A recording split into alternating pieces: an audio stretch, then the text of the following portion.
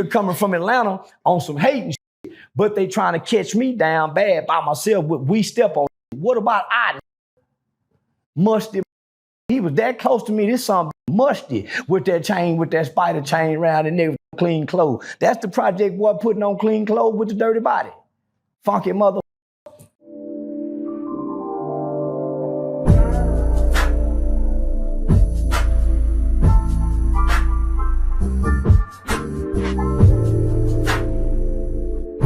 Real life. No, I'm just messing with you now. It's just April Fools. We're gonna start. Today April Fool's Day? Today's April Fool's Day, man. Yeah, I wake up and play every day, so every day April Fool's Day to me. God. Even on Christmas. Yeah. Motherfucker going out trying to buy them toys, robbing and stealing because they got the pressure on them. Dad is feeling ashamed and less than because they can't meet the kids' Christmas list. That's an April Fool's Day, December 25th. Yeah. Mother's Day. Mother's Day is an April Fool's Day. We wake mama up and play like we love her, but come August, when she done said something to us about how we need to do right by the kids and do this, we ignoring a phone call for the next 2 months. So Mother's Day should be Mother's Day every day when mama is alive. Birthday, motherfuckers try to make and play like you important that one day. Don't get you no gift. Don't go out their way to make you feel special. Just give you a happy birthday. So to me, every day you living is April Fool's Day till it's time to die. Oh my God. Yeah. That's the real day. When it's time to take that last breath, but until the end, because you think you're gonna live forever. And life is a mirage. So this ain't the first April Fool's Day, January 1st was, because that wasn't the start of the year. The start of the year, according to the Hebrew calendar, is between October and September, and that's a month called Tashiri. That's from a Hebrew Israelite that we celebrate New Year's Eve, and New Year's Eve for God is in between September and October. So that's why you off God's calendar and miss your blessings during the season, because you ain't in God's season. You in the Gregorian season. But I ain't no Hebrew. I'm just talking foolish.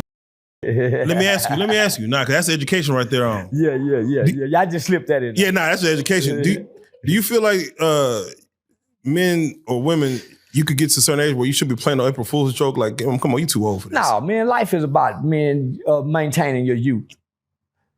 Yeah, nigga, don't take this shit too serious, nigga, because you're getting old. This shit is a mirage.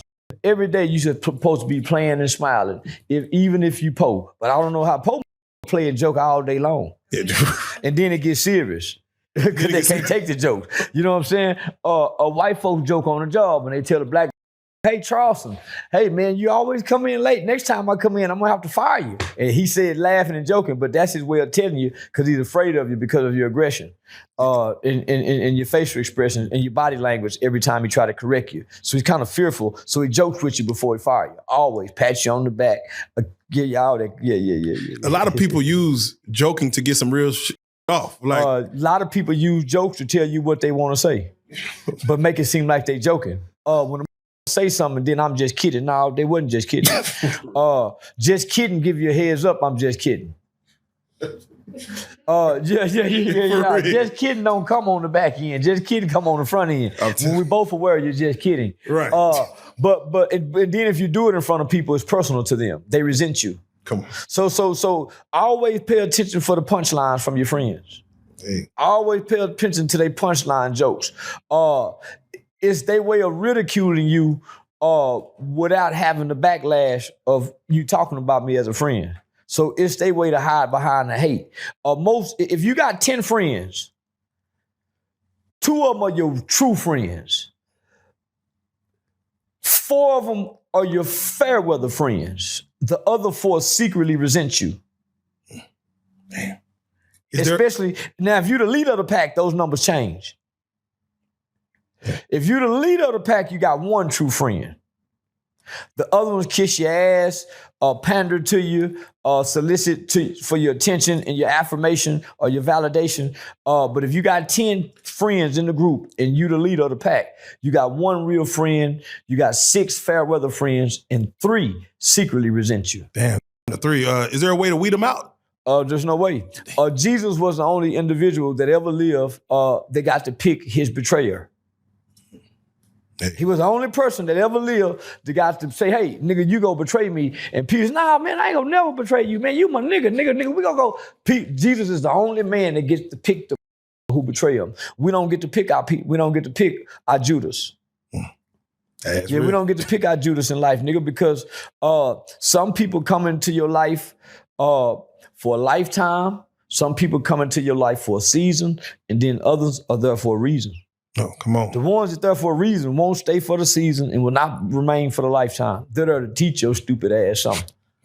Come on. All right, with that being said, let's get right into it, man. Yeah. Terrance Gangsta Williams is not here. Yeah. We got a substitute teacher. Yeah, we got a substitute teacher. Yeah. So that's why there wasn't no intro. He didn't ask me how I was doing. He did give me some water, gangster. Yeah. The lights is brighter. Yeah. I don't feel like I'm in the rec yard with a bunch of in prison no more. So I like this over here, guys. Come on now. Come on now. Now, in honor of his channel, I know they love to hear it. This is since the situation that happened out there in Florida, man, in Miami. Oh, that's what they want to talk about? I think that's what they want to jump into. You know me, I like to pick your brain, but they pick the brain, then we'll slowly get into we'll that. slow it down. We'll slow it down. But now let's get right into that. Yeah, let's get right into it. Again, could I stay waiting on? Yeah, right. Let's go. I want to make sure he has the exclusive of what happened, man. If you don't mind, walk us through that, because of course we saw your footage with Thug, and that's all the small footage. You know, we'll go ahead. Finish. Yeah, I was gonna say, you was there for Drewski's situation as far as could have been love. I was booked for the reunion. Yes. So I got, of course, I was on the show. Shout out to Drewski and the production team who could have been. Also, shout out to their security team, man, for doing their job. I was booked to be there. So for the reunion. What about Thug? Thug, he wasn't. So but Thug and Lil Baby never there, but Lil Baby never made it. He never got out and showed his face. So Drewski and them sent a truck to come pick me up, probably about 7:00. I got there about 7:30. When I got there, them hoes was already fight like monkeys and monkeys and orangutan. Them hoes were fighting. So I walked into chaos. Now security had a hard time with is agile and elusive, and they on that dope. You whole got the kind of energy and the level of aggressions and violence that they trying to display, and the anger and the rage that they going from. They doing it at the drop of a dime though, but they not. So they going into the rage at the drop of a dime. So that's trauma. It's taking a while to settle them back down to get them into logical sense. So I'm just sitting back, and I'm sitting on the back row because I wanted to just observe and just just watch this shit, up close and personal. So I was sitting on the back row just chilling. I think they started the actual show probably about 8:30ish, 9:00. So right when they started the show, when Drewski came out. So before Drewski came out, the producer say, man, Drewski want to holler at you. So I go back there and holler at him. Say, man, what's my role? We want you to ask some questions in the audience. I'm saying, man, I'm going to be here for that. That's cool. And I had no problem being there for that. But the agony of having to be there, homie, I couldn't be a female prison guard. I couldn't work at a female's prison. Homie, women's anger, women's hate, women's envy, jealousy, all that bottled up with dislike looked like rage. She hollering and nigga, so nigga not drunk, nigga not high. So you watching this shit and you saying, man, this look like demon possession, because they seem to be going out there. Man, the security, these are grown men, can't hold them. They legs kicking, they screaming, they rah. And I'm saying, man, the world watching y'all. What about y'all mamas, y'all kids, y'all parents, y'all former school teacher, your pop man? So I'm saying, after about an hour of that shit, man, I'm finna go. Man, this is whole shit. This is what I'm saying. I'm telling I started a management company called Uncle Tom Management, UTM Management. So I just signed a very, very talented and gifted young lady by the name of Diamond Gomez. And her rap name is Dior. So I got her with me to make the introduction, show her face. I got Miss Fam Goon. I got Queen out of Atlanta with me. So she was there for the Jacquees show, or album release party or whatever. So she see one of the girls that she had saw the night before, that she just met for the first time last night. So this is actually the first impression. So for Queen to see that, and she worked for a network, I was like, man, she just don't know what she messing up. Yeah. So, man, after about an hour, I said, man, this is whole shit. Man, this is what bitches. Man, no masculine testosterone energy can sit and take all this estrogen in the form of violence, fighting hoes, grabbing hoes from behind, hitting them in the head. I'm talking about, man, this is, when they release this, man, y'all gonna be, man, this was some pure violence. So I'm saying, man, nigga, man, God. So after all of that, homie, that was emotionally draining. It was mentally tormenting. So I had to take a break. Is this late in the day? Is this nighttime? No, this is nighttime. This is for Saturday night. When? So it's like a Saturday night or Friday night, one of them. So, nigga, I go outside. But before I went outside, 30 minutes prior to that, they announced that Lil Baby and Thug was on set. So, you already know I got my mace on me. Yeah. So we know the history. Yeah. Nigga, ain't nobody beat that mace shit. So I'm gonna say. So I carry mace like it's God. So they say that. So of course, my antennas go up, but I'm not thinking beef nowhere. Because a lot of the things that I said, I got from Atlanta police officers to come on camera and say this on Say TV. So I said some factual information. I ain't thinking beef. So that's the furthest from my mind. But I'm cautionary and I'm alarmed, right? So I go outside, go into a corner, and disappear from everybody. Don't nobody know where I went. I'm just back there smoking, peeping the scene, walking, trying to see where they at. So I don't see no evidence that they're here. I see no evidence. So I'm pointing and saying, man, where they at? Why they ain't out? And what they doing here? So now the producers come and say, hey, now Charleston, we want you to walk Selena out. Y'all supposed to be dating or whatever. We want you to walk her out. I want you to walk her on stage, say something to Drewski. So I do my little thing, come back outside, sit, watch it a minute. When the hoe hit Selena upside the head from behind, I got mad. Bitch hitting on my little bitch like, I got mad and I tried to get Selena the mace one of them hoes, but she ain't, but she don't want to be the bad guy. So I said, yeah, you right, man. Just go in there and be cool. So I coach you a little bit. So I got mad and left when she hit me upside the head. Who hit her? I don't know. One of them nigga white girl. So when I'm outside smoking, this shit was so long and agonizing. Whatever you got in your brain, you can't think about it. Nigga, if your mama had just died, you would have to leave to think about mama. That's how this shit, man. So I know what it's gonna do to the audience when they see it. Because that's what they love. Man, they getting everything. Everybody got hit upside the head. That motherfucker said everybody. Except me. Yeah, nigga ain't hit me upside my motherfucking head. But up until that point, everybody had got upside the head. Security, everybody was taking punches. So goddamn, I was in the back. So listen, so I done forgot the girl. So now it's ended, it's over with. So I've been there from 7:30 to midnight. Thug them got there, I'm gonna just give a guesstimation, in between 8:30 and 9:30. So they sat for a long time. That's what's concerning. Them niggas sat for a long time. So I done forgot they there though. So slippers count, I'm slipping. And I'm by myself, it's just me and Dior and Queen. Well, Thug know Queen. He know not to approach me with Queen. Yeah. That's gonna put too many people, nigga, trouble them people. Nigga, everybody, because Queen is who she is. Why? That's Queen. Everybody goes, so he waits till she go to the bathroom.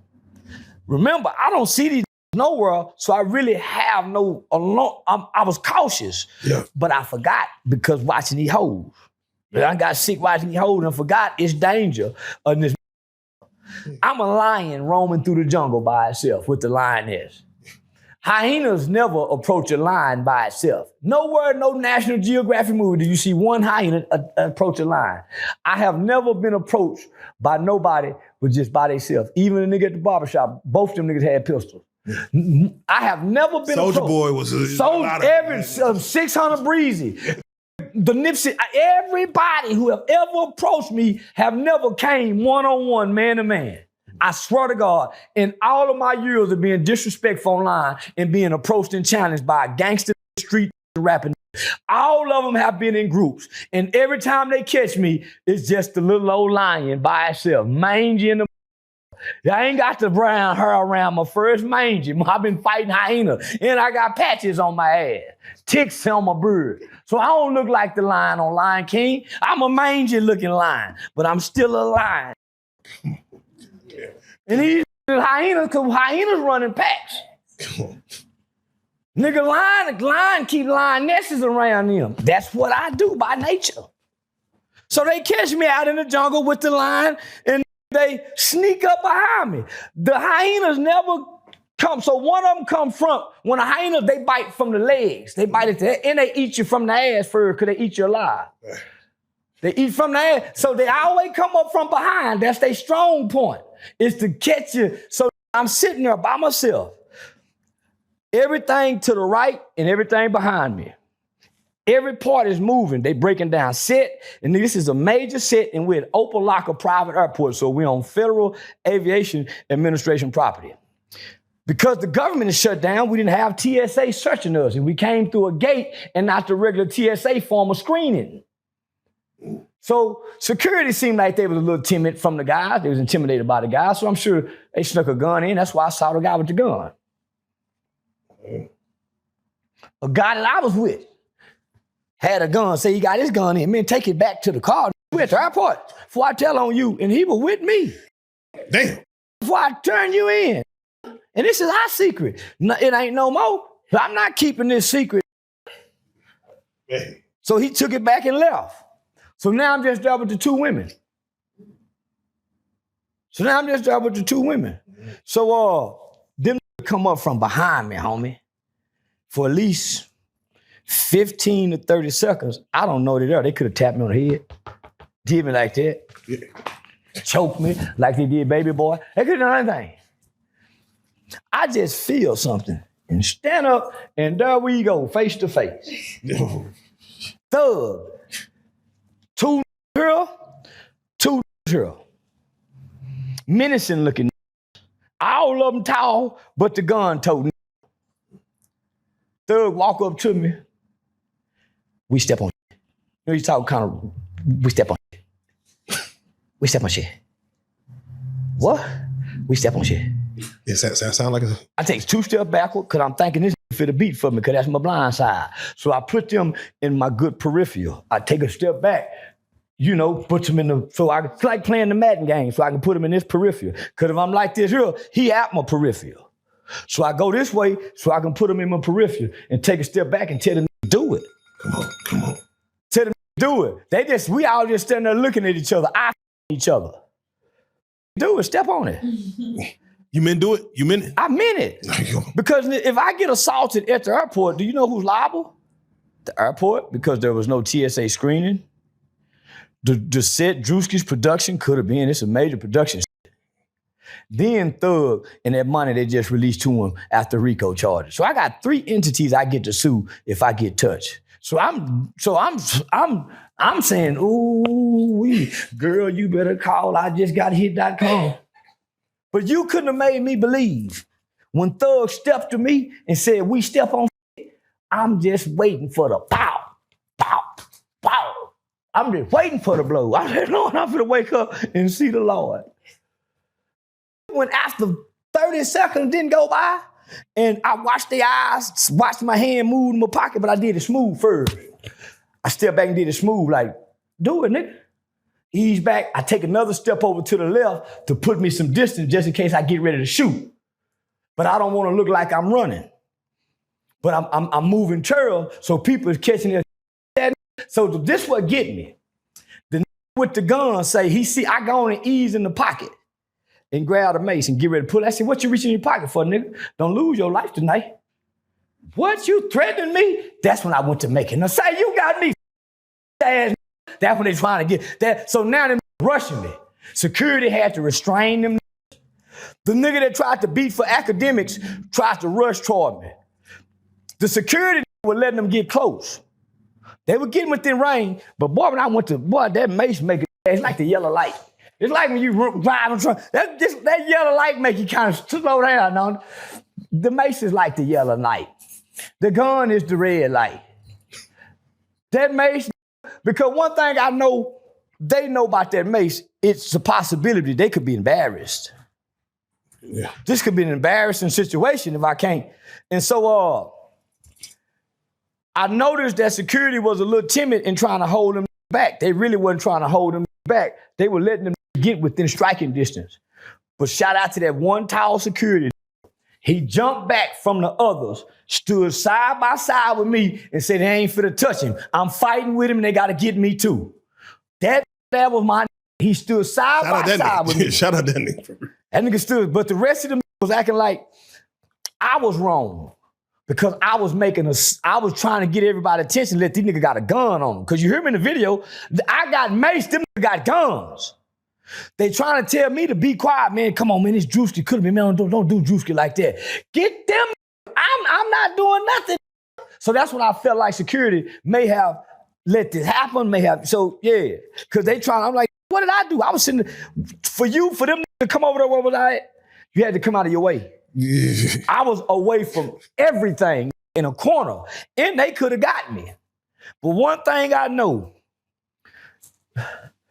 see, I'm kind of like on the mind, stay at the front of her brain. Bitch pussy wet all day, can't wait to go get her hair done, thinking about their dick. That's what I'm like to these on the mind. You know why I say that? Because they always got to think about if we do something, he said he gonna call the police. That's what make them break coward. That's been my secret weapon. Making it known that, not that it known, I go through with it too. I don't make threats. All my direct orders, I'm calling the police, I have stood on it. As Brorilla, or as Quick Flip Vlino, or as what's the nigga Crip Mac OG, Baby Snaps, the call from prison. Had that cell phone confiscated, contraband, locked in. He ain't called home in 3-4 years now. Been 3-4 years since Baby Snaps and had another phone. We ain't seen Quick Flip Vino, that stayed in jail a year and a half. Yeah, I think Brick Baby, you say he put a... Brick Baby, same with Brick. I put the feds on Brick Baby. That's one of the reasons they got on him. Jay Prince. Nigga, I can go on and on. Trap Boy Freddy. Lil Boosie. Tootie. Who else? Across the street in that Cadillac that I always got them. They used to live across the street from my mama house, sitting in the garage all the time with his shirt off. Got them. Who else? Shit, nigga, I got Big Dreek and them when they were selling dope by ODY. I secretly called Crime Stoppers and told them nigga they got guns and everything. Them shot through the door and hit a SWAT. I got them. Damn. Man, nigga, I stand on it. No, let me see. Who else I get? I get some of Joe Blow partners. Call in on them. Who else? I get Boo Boo from Southside Killer Boo Boo. Nigga, I done got about 52. Swear to God. Nigga, I literally got honorary police badges from state trooper departments, Atlanta, Mississippi, white folks. Is it 911 you call, or is it like, do you have numbers to people that work? Some of them I called 911 on. Okay, yeah. That's when I called 911 on Tia Kemp. So they came out to the house. I called 911 on Brorilla. They came out in person and made a report. I got a direct number on Young Thug from the Opelika Police Department because where the airport city, it don't sit in the jurisdiction, even though it's in Opelika City, it's in the county of Miami. So this is big because it's on the internet. So in DJ Academics and I already blew the horn saying Atlanta is now bringing the gang thing into the Miami scene. Miami don't like gang banging. So I'm going to meet with the FBI in Miami Sheriff's Department because I start my tour this week. So just as soon as I get back, my first break, it's already lined up for me to meet with them. Let me ask you, how many guys was there that looked like you could count out? So let me finish. So everybody watching. Them niggas, so about at least 2 or 3 of them niggas had to be restrained. They had to take me through the back. Them niggas, they had to make them leave. They didn't just leave. They went to 2 cyber trucks, a white Suburban, and they waited for me to leave. So because I had to catch an Uber. So once I saw that, I called one. Shout out to my Brick by Brick. This is a big dog in Miami. Big dog near the penitentiary. Yeah, this is a big dog. Out over town. So nigga, I made one call and 20 young showed up. They don't like them because you gotta understand between the YFN and YSL beef in Atlanta, some Miami died behind it too because they had the Miami for security and protection. So here these niggas holding protection for these. They died and going to jail. Now they back beefing again. So now he needs some new to come be the crash dummies for him. He ain't got no more Woodies. So he got the Miami young crashing for him. But I got some solid Miami because they come to bring destruction. I've been in Miami shining the light and planting seeds and just giving money away to all the black businesses. So you can't touch me in Miami. I'm with all my jewelry on, every club. I'm talking about this love. I'm like Michael Jackson on Billie Jean when I'm in Miami. Everywhere I go, the street light up. So you can't hate it that's doing that. And I'm down off in the bottom doing it. Ain't no done this, homie. I'm putting the light where Miami don't even shine the light down here. So now. So love conquers hate. Them niggas coming with hate. I came with love. So it's a wall of protection around me in Miami. And it's some got up out the bed with their wives, homie. It's some that just come home from federal. No, it's some risk when I made that call when they heard about what happened. So Lil Baby was at Taboo. Everybody know I go to Taboo 4 or 5 times a week. I'm there every weekend, and everybody know I love Lil Baby. Shit, nigga. That next morning I get a call from the big dogs in Miami and says, "Say we at Taboo tonight. We finna go represent. Let them know. Nah, nigga, you can go out and yeah." So army of came out for me. I don't know what them had. I'm gonna say a nation because I had from all over major big cities. I ain't gonna say what part, but from all over. But nigga, my Brick by Brick was there before anybody. So them niggas I already know. When I come with Brick by myself. Me and Brick. So when Brick showed up without me, they had already been getting phone calls because the word had been getting out, say, man, he coming up there with them young. They wasn't worried about Thug and them. They worried about these. They know the I'm coming with, running this city. And I ain't coming for no trouble. But you can't approach me by myself and try to bully me with a bunch of when I'm always in Miami by myself. So Miami wanted to let it be known he can be here. Y'all ain't gonna bother him while he here. So shout out to them, homie. Shout out to them. So nigga, I fuck with politicians out here, homie. The police department, the shirt, nigga, they fuck with me. So I ain't bringing trouble to their city. I'm blessing the school, the wind. I'm blessing. You moving around freely in the city. Like, free. Who ain't gonna let him move around that's getting the money away and shining the light? So this had never been seen before. I'm doing it with my celebrity's power. So it's gonna have to be a young trying to rob me to get me. And I'm gonna give it to him where he ain't got to hurt me, but I get it back. Come on. They'll get it back for me. So now, homie, so we pull up at Taboo. So my get there. They pull me to the side and say, nah. So of course they don't let me in because I got the young with the shiesty mask on. Yeah. I just come to show out and throw money and make eye contact and let these niggas know y'all really cowards. Y'all want to approach me with this. So my Brick stayed. They wouldn't let me in. The owner wouldn't let, I'm like, come on, man, I respect the decision. But we're not coming for no trouble.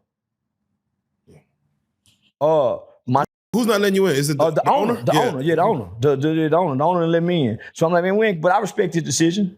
But I come when ain't nobody in there though.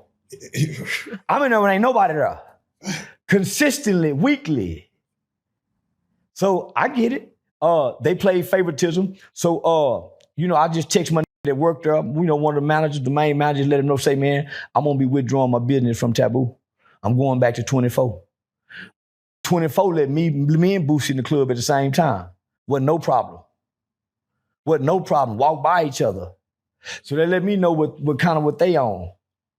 But I'm with some real heavy hitters out of Miami, homie. Trick Daddy, all them niggas fuck with me. Santana, all of my nigga Nice, Cap, Broadway. Come on. Nigga, I can keep naming Tip, nigga, the Carl City Mayor. So now them niggas with me. I go to nigga mama houses, eat at their mama houses, pay their mama $200-$300 just to make me a pot of beans. Come through and see she need, when nigga buy whatever she need. I go through the ghetto, just get them on their way to the kids out of school. Y'all line up. Ain't nobody done this, nigga, since the from back in the day that had the dope money who just now coming home. So everybody saluting this. Yeah. Shout out to Convertible Vert. Shout out to Ross. Shout out to everybody, nigga, that's been with me. Yeah, you a different breed. So here these niggas coming from Atlanta on some hate, but they trying to catch me down bad by myself. We step on. What about I? Musty. He was that close to me. This son bit musty with that chain, with that spider chain around and with them clean clothes. That's the project boy putting on clean clothes with the dirty body.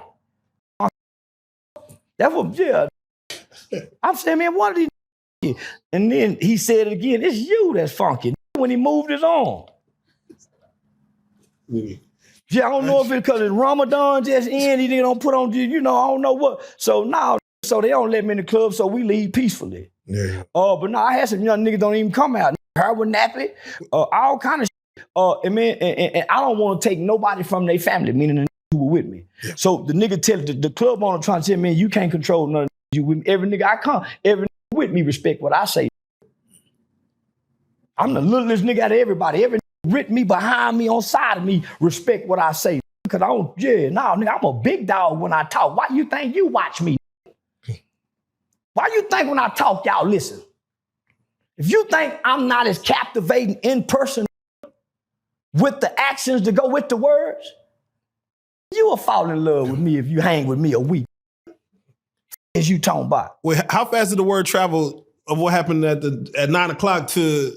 Well, I'm gonna play the internet. Yeah. So they tried to stop us from recording. So that's why you hadn't seen no footage. Because if they release any surveillance, they look like a group of cowards. They really look like hyenas who confronted a lion and had to bow down when the lion started roaring. They look like real cowards, homie. That's why you only got that one snippet, because you hear me in the background before then. Nah, don't tell them, keep recording. They told her to stop recording. Yeah, I heard that. Now you keep recording. For real. That's what security said, to protect the image of Drewski and them. And I love Drewski to death, but who protected me? Y'all let these niggas get up on me. And I tried to leave several times and y'all convinced me to stay. For what? Y'all want me to stay here 4-5 hours with fighting and all this violence just to ask the question, why y'all got me here? And why are they here? And why are they here this long? They there for a long time, homie. Yeah. And why y'all keep trying to get me to stay? And why y'all trying to get me to come back there with Drewski? I wouldn't follow directions. My spirit was moving how it moved. And then I disappeared on everybody where they couldn't find me. So I could look. Something didn't seem right, homie. Why they got me here and they don't have nothing for me to really do except ask questions? So why do you think they was there for something? I don't want to assume. So I'm not going to say. But of course my mind think. Of course one side of my mind says, the other side says, and I got to try to believe which one I feel could be right. And I'm not a paranoid guy, so I don't think people are out to get me. But it was strange how I was just there to ask the question in the crowd, and I was there for so long. And but they kept trying to get me to stay. And what was they there for? And they there deep, homie. They there deep. Do they know you're there? You can't help but know I'm there. You gotta know you're there. What is your history? Who's gonna not know where I'm at and I'm there? Right. And they searching coming in. Come on, my nigga. What was your history with Thug prior to that moment? Like the last internet? Me teasing them, saying they was going. I predicted everything about the YSL fall before it happened. From them telling everything. If you go back to y'all video, I predicted everything. Pooh Shiesty going back to jail. This go get killed. I've been Nostradamus. I've been Nostradamus for the last 7 years, and I've been accurate in every I prophesied that Krishan them gonna have a retarded baby. Didn't I? Blueface, he disowned the baby. I wouldn't give a He on the birth certificate. You can't undo what you done said. We say, that's your junior, his name. Yeah, that's your boy. You helped make him retarded. So you got to take some responsibility and some accountability. You helped produce that little retarded, and he still can't walk. That's why they need to get him them stride ride shoes and stop trying to let him wear the Michael Jordan tennis shoe where he gonna be walking like a ballerina on the ball of his tiptoe. Get the boy the stride ride so he can, rock on back and forward and learn his balance. This boy got there too old now to still be packing him. Boy, I'll be on a tricycle by now. Slow development. That's gonna be a little can't get right if they don't hear you get the boy some type of development, tutoring or something. Boy, gonna be a can't get right. Yeah, they got money to fix that. No, they ain't got no. That bitch, they ain't got no guy. We're gonna get to Blueface Ada Ross in a minute, but right after you went on the internet, you explained this to everybody, and you said, I got you. You're going back to jail, Thug. You're going back to jail. Honestly, for those who may not know the rules of Thug's parole or how parole works, he's not allowed to technically be around what? If you're not, so your security have to be in a security uniform. You can't say that's my security. And you cannot walk with your security and proceed and lead with a threat. So based on your history, your documented violence, your current situation on probation for gang violence, what do you mean by we step on? Because it's not what you say, it's what the person you said it to perceive it and how did they take it. Did it cause fear? That's all you need. That's an assault. You can have your hand up on the gun and been playing say, free, give me the money. And I give you the money and you run off and not see no gun. That's a still robbery. If you make me try to believe that you're gonna cause harm, you try to make harm, that's a crime. People don't know that. Not only is it a crime in normal society, in the airport, it's different rules. You can't threaten a TSA worker or another passenger in the airport. We was in the jurisdiction of the airport because we was at a private airport, Opa-locka Airport.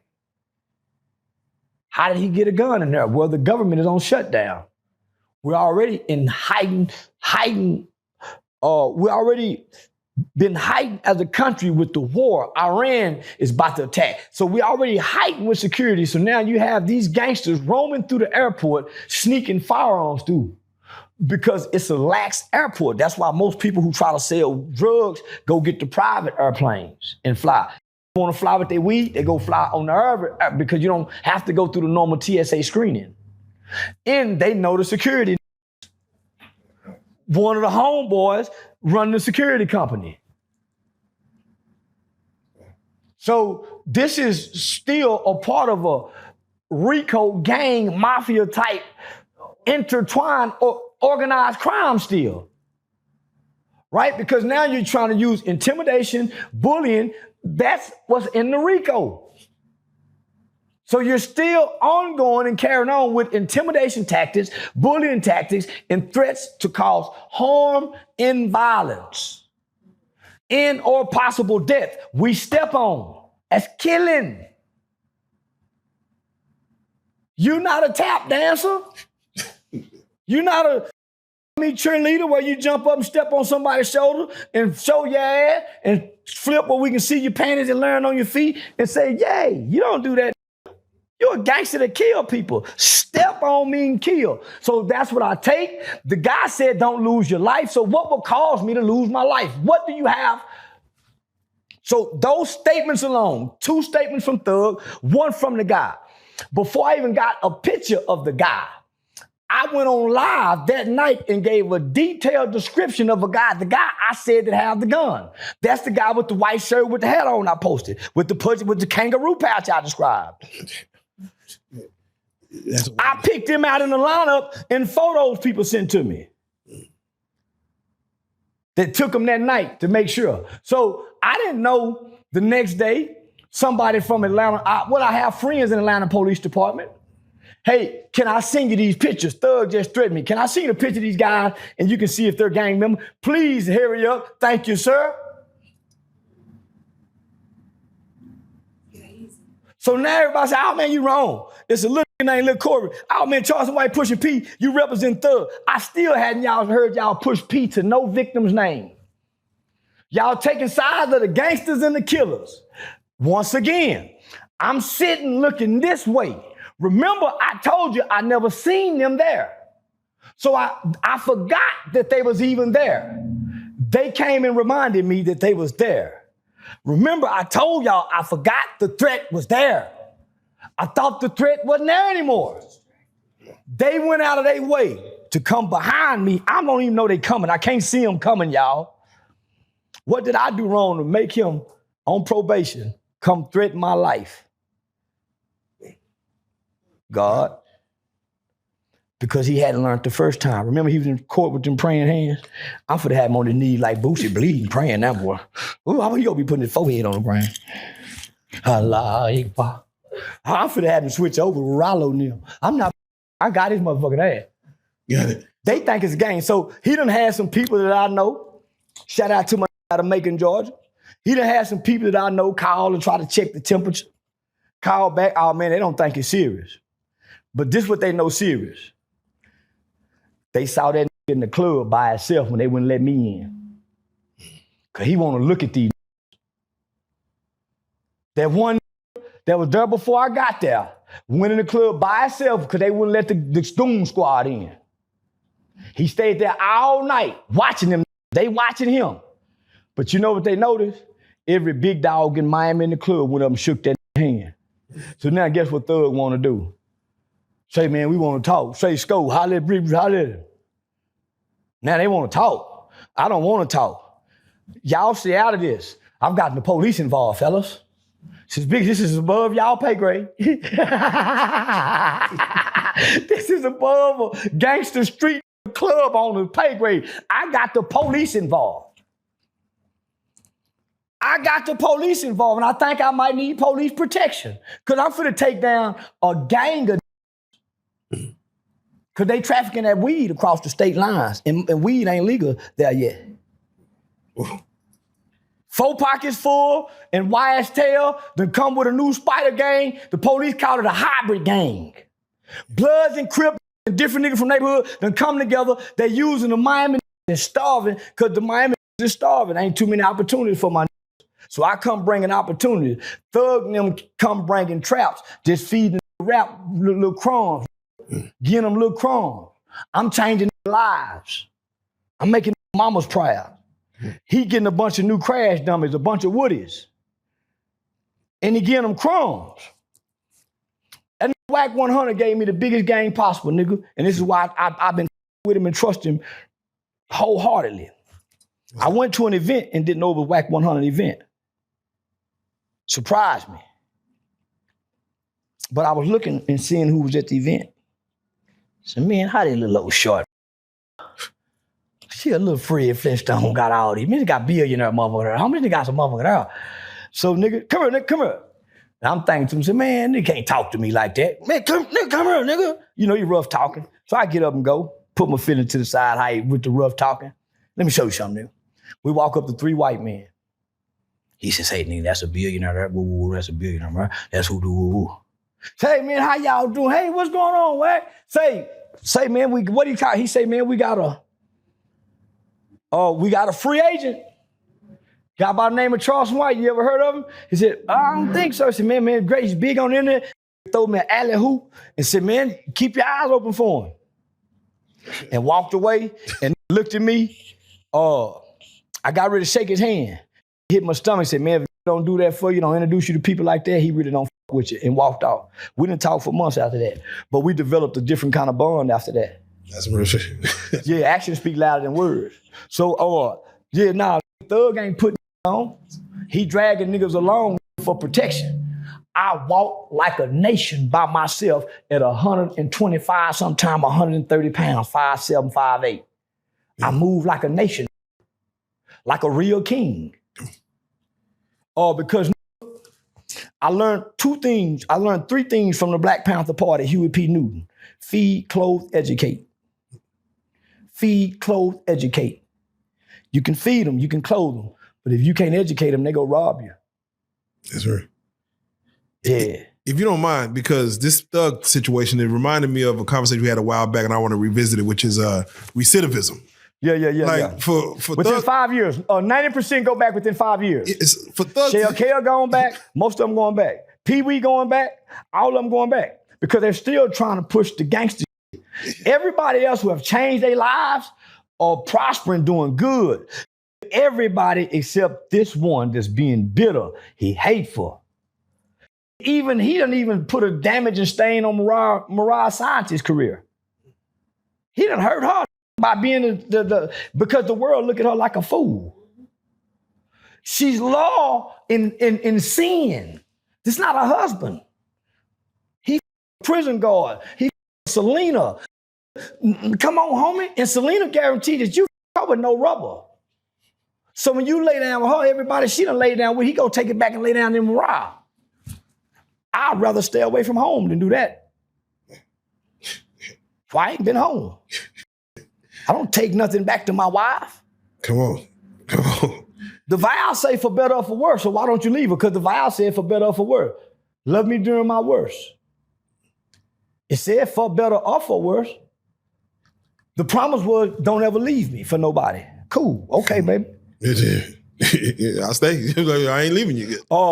She don't block her blessing because I lose mine. Hey. It's a different kind of woman to take that type of honor and character and dignity. That's why you never heard Coretta Scott King mumble nothing about Dr. King's affairs. Dr. Ralph Abernathy told everybody, punk ass nigga. It's always the talking. And the with no talking. Because a woman with a man dealing with the same thing my wife dealing with. Except I don't go deposit the spirits and contaminate my woman without her knowledge. And now she's dealing with demons and demonic possessions and spirits of sexual lust that I done went and left from her because I'm all the hoes out here. I don't do that to thug like thug do. I don't go lay it in my woman, nigga. I'm gonna go get clean and get baptized before I go back home and try to on my wife. I'm gonna go get cleansed and baptized. Nigga, I ain't going back home filthy with all these different whole spirits and lustful desires on me. And now all of a sudden my wife want to suck whole. And nothing because, nigga. Yeah. Because you having a threesome with, but this one is straight. When you come to her, now she having dreams about perversion that you done put in her. She having these dreams. Now she having these desires and lusts because you gave them to her because you left them and you got them from the mother hole. Them same molesting spirits that you get up out them freaky hole, the molesting get on you. It's just that your girl don't take it. They go sit and wait for the kids to go and the spirit get on them and it lead them to a molester's house by way of a friend. Hey. Because the spirits are familiar with each other. The spirits bring us to each other. The people don't know each other, but the spirit. That's why we keep picking the same kind of people to date. Because our spirits, them filthy spirits are familiar with each other, not the person. The spirits bring y'all together to destroy one another. Y'all ain't there for each other's best interest and betterment in life. Y'all there for lustful reasons. Shout out to Mirage Scientist. Shout out Mirage. I don't mean to preach, y'all. No, preach it. One day. Preach it. I'm about to when I get ready to go home to wife, I'm gonna be preaching. Preach it. Now, if Mariah did hop in your DM and said, Charleston, you right, what's your response? Say, come on over. I got a bad ass condo, baby. I live above the weather.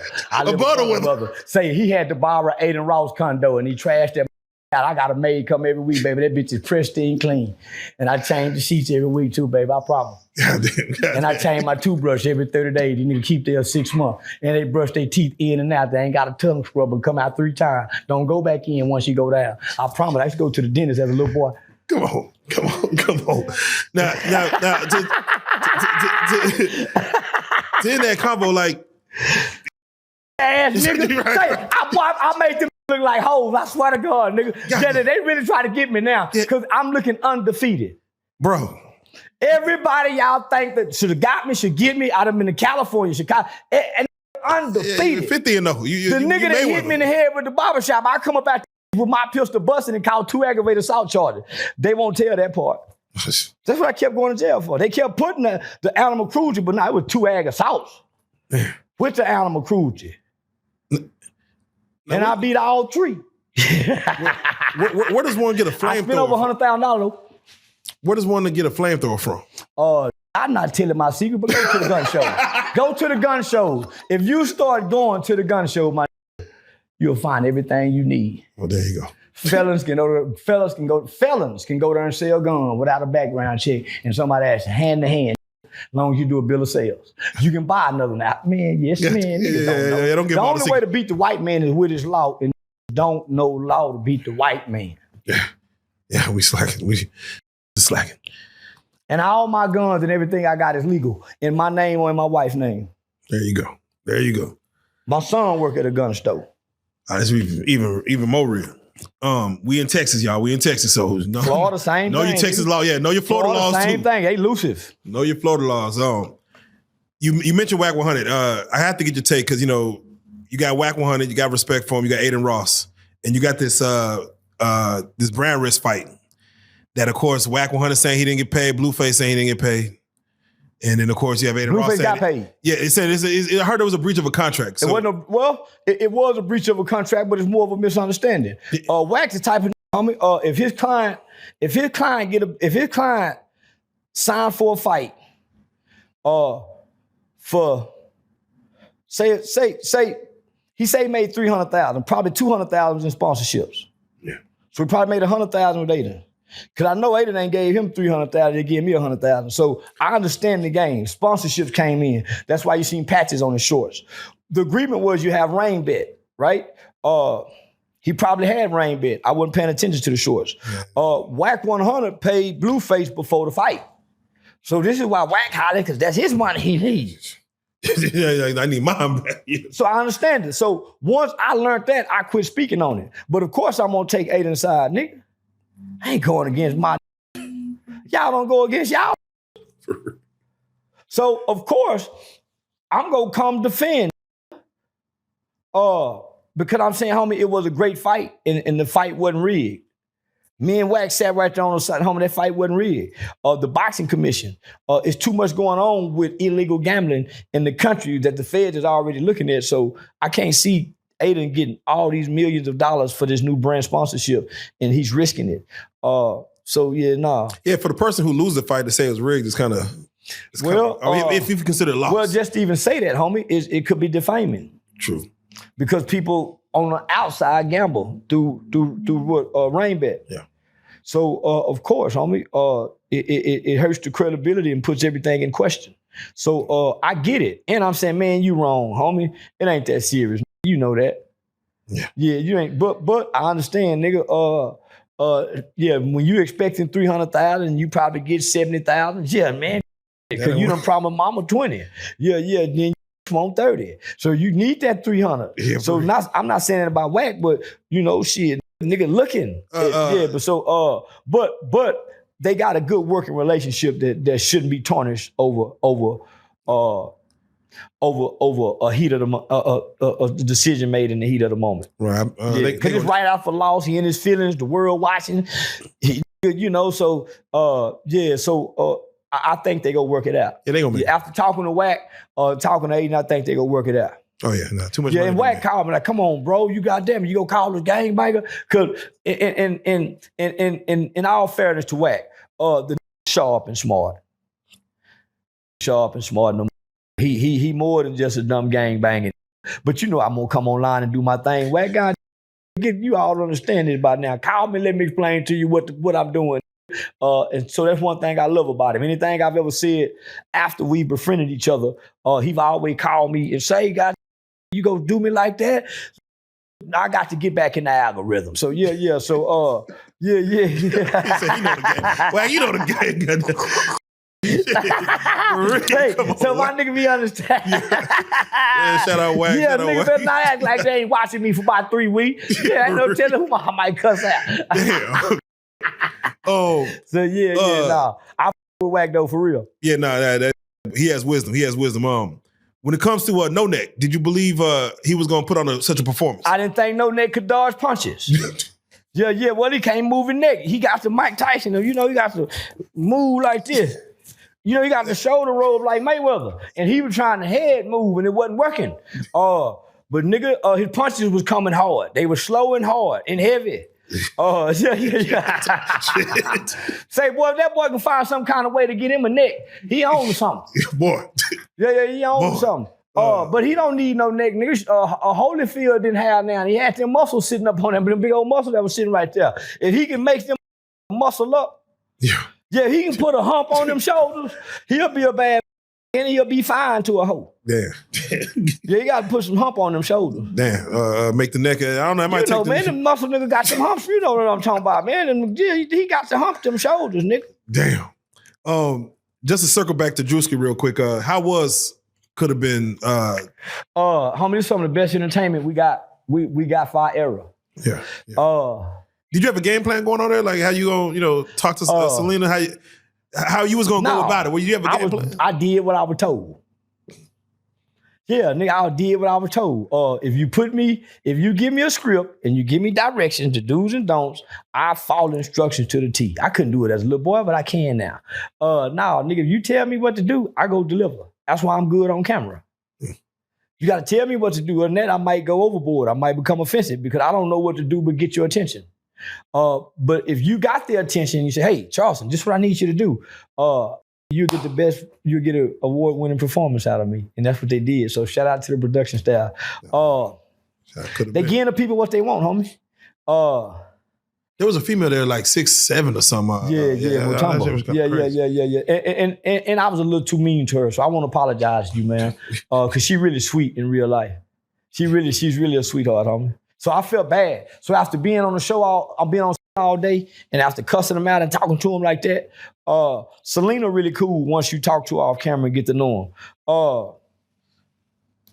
Man, the other girls, I was trying to give them the game. Even on the yacht, when I wasn't on scene, I'm saying, man, listen, y'all gotta take advantage, especially the black girls. I'm saying, man, listen, you got brand deals, sponsorship, don't present this kind of image. Woo, I'm telling them how much money I make, what I do off this. Man, you can get club hosting. Man, man, this can be a stepping stone. Man, if you fighting it, man, no. So, man, them hoes ain't trying to hear that shit. They think they own bad girls. They own. So even at the reunion, you'll hear me come on stage after all the fighting. And you go hear me say some of the similar things that I'm saying now. Man, you hoes dumb. Man, you got the world watching tens of millions. You don't know what kind of deals you can. So y'all cuss them hoes out again. With a stellar. Yeah. Because at that point, nigga, I was frustrated. The Charleston, just go up there. I just snatched the microphone. Nigga, I was frustrated. Nigga, I couldn't take it no more. I swear I couldn't take it no more. Because nigga, I got a daughter. They watch this. My watch this. Hold off, nigga, man, everybody watching this, and nobody's displaying the qualities of a lady. Yeah. It's already hard to find a gentleman out in the gangster world, the high value man world that's a down low gay guy, the thought, the woman with the whore spirit, got the Jezebel actions, but hiding behind. So we don't have no where the ladies at. Hey. Where the ladies at, nigga, she hard to please. She play a little hard to get because she don't want to seem like she's a low-hanging piece of fruit. Yeah, I think they 50 plus. I don't know. Where the woman that's requiring to go get an STD test before he get in that route? Where she at? Come on. Encouraging to go to the doctor. When a catch a minor cold, can nurture. But when she nurturing, have you ever seen pray? Only time I ever seen any one of my hoes talk God when the bitch thinks she pregnant. And that period a month and a half late, about 6 weeks late. That's too much when it's doing that. I ain't done, but let's play like we pregnant.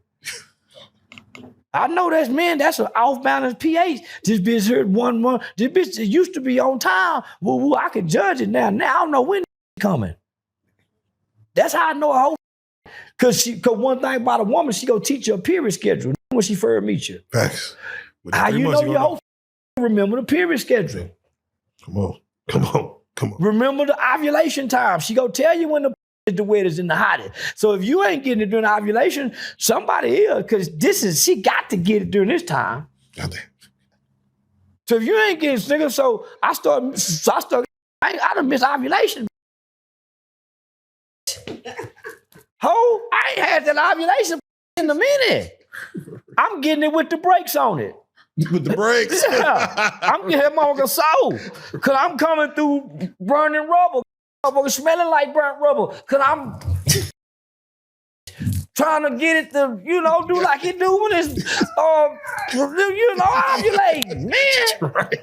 Hey, fellas, fellas, he trying to teach us something. He trying to teach us something. Take notes. I'm in that bitch thinking the road wet, nigga. Making the road wet. Nigga, burning rubber like a motherfucker. Nigga, this motherfucker, she got, the dry. You got smoke. She putting brakes on that bitch. Come on. Yeah. So, man, I go to notice, man, my bitch putting brakes on the I just can't go all the way down there through there no more. I mean, it's another hurting it, and it's so. Hey, fellas. So I started catching on, nigga. He trying to teach you something. He trying to teach you something. Speaking of females, what's your thoughts on Drewski's skit that I guess appears to mimic? Man, I don't think nothing. It's comedy. Yeah. The backlash. What do you think? I don't think nothing. That's what you're supposed to do. Homie, listen, entertainment is about stimulating people. How you stimulate them has nothing to do with you. You're there to entertain them. You never have a 100% favorable reaction to anything you do, even if you save a life. You can literally save somebody's life and somebody else record it. Why are they recording it? They're going to find something wrong. So you have to take criticism with constructive criticism as well as affirmation. All that is the formula for success. If everybody like it, it didn't do its job. That's why every movie got a critic. It's not a movie that's never been made, don't have critics. You got books, put the critics on the back. So now you need critics. That's the sauce of the shit. Is there such thing as taking the too far? Ain't no such thing as taking comedy too far because you have a title for it. It's called Satire. What he did is called Satire.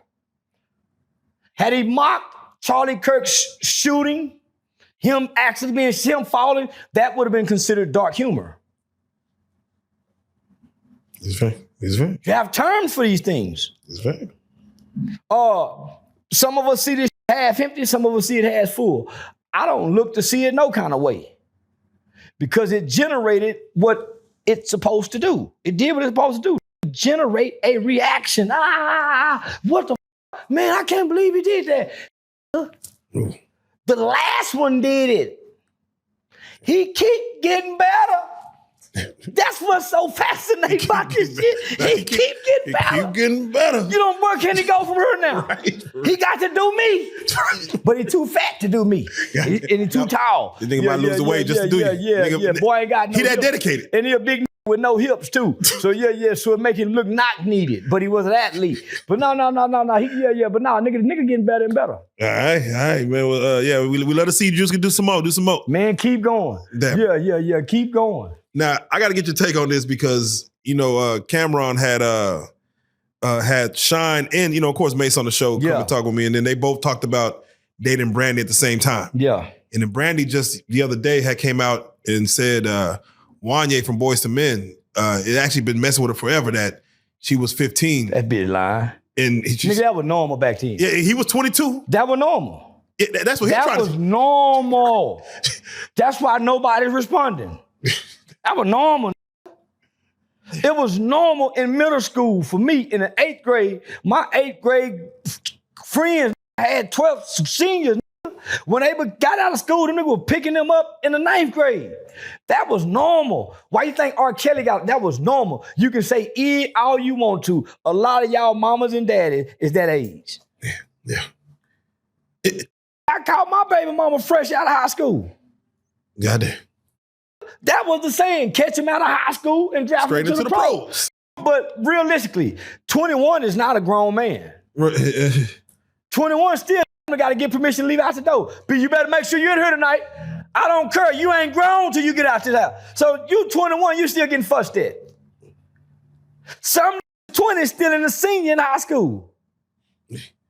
Coming to half a day. So when they say, okay, that's a college graduate, ain't now nigga I know graduating at 21, 22. Yeah, some niggas say so let's look at this. 16. When the young play gangster and they do something, y'all say, oh, I was 16, I was 14. Let me break it down for y'all. Let me show you how hypocritical this is. I was 14 and they called me a snitch under adult grown street codes. I was 14. And they hold me under adult rule. Oh, you know better. You should. I wouldn't have snitched. You know better not to snitch. So y'all saying she wasn't grown at 16? Y'all saying we strong enough and we old enough to hold on to street rules at 12, 13, and 14 and we commit crime and go against our mothers. She was sneaking and taking. Yeah, she said that. She had to sneak and do it. But she wasn't sneaking in and doing it. How much can a famous 16-year-old can sneak around and do it? She got a bodyguard. She got a publicist. Everybody was in on it. Like they was in with Aaliyah. He's a fact. They was in with Boosie and his son. Remember, he go get his he go do it on camera. Yeah. Yeah. Boston Richie, Karl Malone, Elvis Presley. We can go on and on. We can go on and on. So I'm talking about, so let's not make like 16 and 21 is a big difference. When nigga, you got 16-year-old right now pregnant about some in y'all households. Oof. In the project. Oof.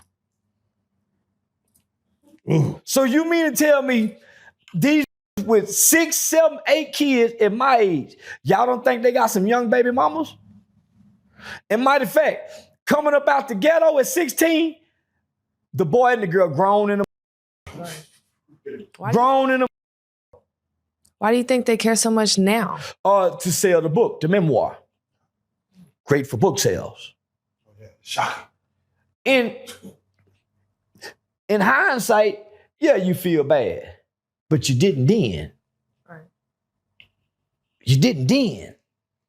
Was you being molested? No. Because you hid it for so long. Well, it's whenever woman prerogative. If you hold it too long, it don't matter to nobody but you.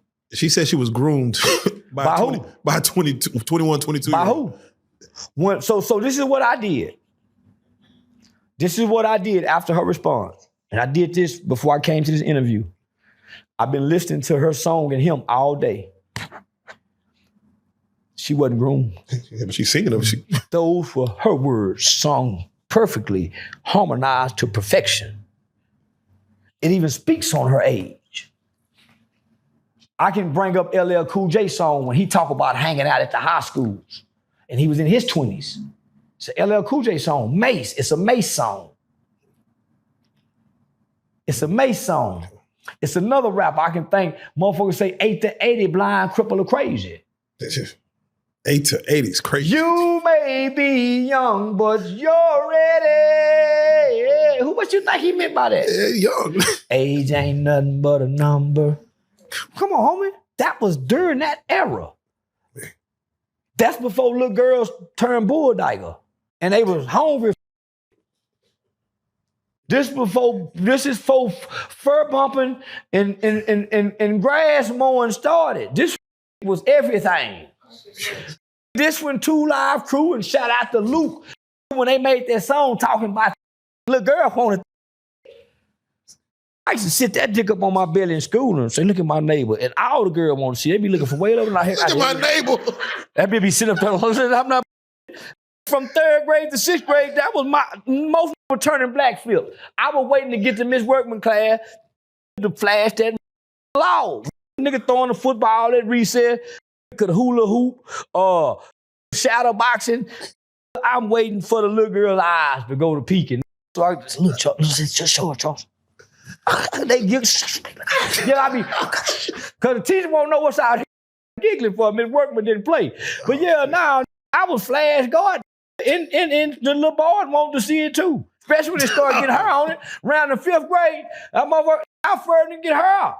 I just pulled, look at my hair. And oh, it's an afro. Yeah, Charleston showing the chemo. Look. Yeah. Shout out Miss Workman, goddamn. Yeah. So now, nigga, little girl wanted some, man, now. So we were in the 6th grade, 7th grade, 8th grade. Now, the high school were running trains on the 7th graders. This is the culture. This was happening. Yeah, this was happening. Now, before the internet. This it's still happening. Why you think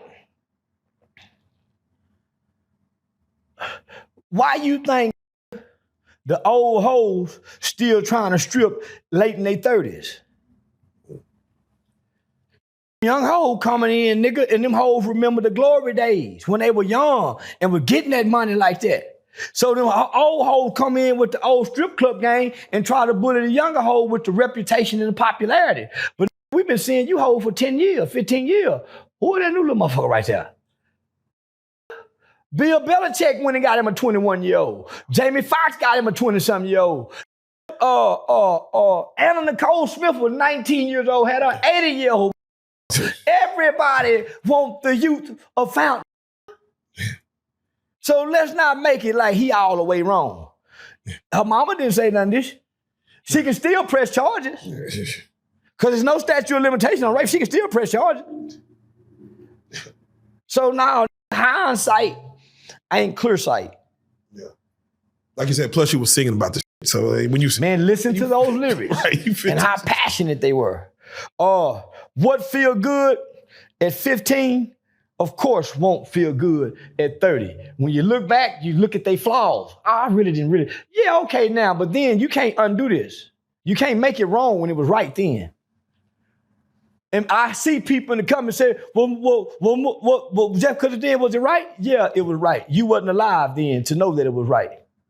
There was a time, matter of fact, there's some laws in the country that you can marry a 16-year-old in some states. Google it right now. 16 is the legal age of consent in most states. I think Georgia. Texas is 17 and 9 months. Yeah, Georgia's 16. Come on, homie. Yeah, it's crazy. That's crazy. Imaginary line. Unless you. Why you think the teen section in the porn genre is there? God. They 18. Why you think they had the girls going wild, nigga? Yeah, barely legal. Come on, man. Yeah, it's wild. Why you think the frat boys prey on the freshmen when they come in? The seniors and the juniors prey on the freshmen and sophomores. We don't want no burnout. We looking for one to turn out. Speaking of burnout. And most of y'all burnout. So this just came out the other day. Lizzo, she was on a reality show where she said she just lost her virginity in 2020. She was 32 years old. Well, she was a big fat. So yeah, during her day, back in our day, we fat hoes coming up in school. Get them hoes to sneak out and come on the elementary bench outside the basketball court on them good spring and summer nights. 4-5 come in her, come on her, burn her, leave her and get to school Monday and don't even talk to her. A bunch of fat hoes went through that. She just wasn't that appealing to lay on. Because she was a big, and she was a big, sassy, unruly, fat. Back in our day, fat hoe was sweet, kind, quiet, insecure. Yeah, you ain't never seen her with no self-esteem back in our day. That shit just started coming to after them crack babies grew up and started getting fat. She said, nah, once they kicked in with the right kind of nutrients. But nigga, fat hoes didn't have no confidence we belong. So yeah, she's a fat, unruly. But yeah. She said she was gonna wait till she wins the Grammy. She wasn't waiting. Wasn't too many knocking at the door, not lined up, man. No, man, that's a big bitch been playing with a, fanging that. Yeah, but yeah, ain't no nigga been knocking at the door to on Lizzo. Hell no, she bullshit. She had to wait. Some of them just gotta wait. She ain't got no choice. Damn. Now, there's a new Netflix show that just dropped with called Lamar Untold. It's basically the story about Lamar Odom, of him almost losing his life at the Love Ranch out in Vegas. Yeah, it's called. Yeah, he was doing $75,000 he spent. That's my dream tricking, just without the cocaine. Yeah, just without the cocaine. Yeah, just without the Yeah, maybe on some mushroom. Yeah, They say with that coffee. Full of cocaine. They said he popped 12 dick pills. You're only supposed to take one in 24 hours. Yeah. The female said he took 12 the day his heart kind of fucked up on him. Nigga, I done been there. Yeah, nigga. More than one. Man, I done had a Cialis, a Levitra, a Blue Rhino, in an African bark. Damn. Trying to fuck Friday through Sunday, you know, with that, but you got that 30-year-old dick. You got that 33, 35-year-old dick. It's going up the hill. So when you go at the peak, when you going down the hill, you still think you at your peak, but you're going downhill. What you mean by that? You're losing testosterone. So this thing nigga done play basketball. Now he ain't working out no more. Now he probably got 0 testosterone. Nothing's making you hard but a pill. You're not eating right. You're eating food with gluten in it. You don't work out. You're not getting your 8-ounce glasses of water. You ain't getting your daily ounces of green vegetables. You ain't getting no fruits. You ain't getting no fiber. Black people are already naturally and racially low in vitamin D. Vitamin D got to do with energy. You probably got high estrogen because you smoke weed, you eat processed food, you drink alcohol. You're doing all the things to lower your testosterone, and then you don't have the L-arginine to keep that thumping, nor do you have the desire because you're jacking off, you're watching porn, and you done had sex with so many different women, you have to be intoxicated. So now you're intoxicated, but you got a gun and the bitch won't fire. Be clicking. You got a lawnmower. You jacking that motherfucker, you halfway hard. She thinking you been wrong. You ain't been to the doctor since forever, so you don't know what's wrong with your body, and this motherfucker lawnmower. So now you're trying to with the wet noodle dick. So your confidence is shot. You're feeling shame. You taking all kind of supplements. I done been there, nigga. I used to hide the motherfucker in the closet. My wife had to me mirror position where she can see me. One day I come in with that wet trying to bring that wet noodle dick home. She pulling on it. She said, baby, go get one of your little pills out your pockets. Oh. I said, how she know about that motherfucker? One day I going to go get them. I saw the position of the mirror. I said, boy, these women, they got some tricks for your ass. So she know, but nigga, but I'm needing the pill because the nigga out with the community dick. So most got community dick. They ain't got home plate dick. So when they come home, they got to eat booty because they testosterone low, the L-arginine low, then they high in estrogen. That's why we're so confrontational with. How do you know, Charleston? Well, I regularly would go to the doctor annually and get the 16-pound of blood work. The 16-pound of blood work just tell you, hey man, you got high blood pressure, your sugar is, vitamin C, vitamin D. So the 40-pounder is the one. The 40-pounder tell you everything that your body needs, where it's depleted at. So I went to the doctor. Doctor said, man, there's no way you can have a celebrity boxing match. You have no testosterone. Guess what's taking out the testosterone? In pills. Because your body stopped producing it because you're taking the pills to produce. So your body naturally don't get hard no more. You got to re-trick your body in your mind. You got to get out of the pills. You taking the over-counter, them the size of your thumb that say got 120,000 milligrams. Your head hurting so bad after you get through, you about to die, your heart pumping, but hard in the motherfucker. Your woman know you don't this long, but you want to tell her, baby, I think I need to go to the hospital. But you're scared. That's what happened to Kevin Samuels. About to have a heart attack in a sugar high in the front of your brain hurting so goddamn, and it hurt for days. You know why? That's the cut they putting on it. That's why they got you in the powder form. And that's why they got so many for us. They used to have cigarettes at the front. They got the lottery tickets for and they got pills for you don't see nothing else no more at these people's stores. That's true. Because they know we don't know our chemicals, we don't know our health, and we don't know our body to be able to perform at the ages and the levels we reach to. Not the black man, he don't go to the doctor. So nigga, I went and got that 40-pounder. I got a doctor I see regularly. Doc, what's wrong? Your estrogen is high. That come from smoking weed.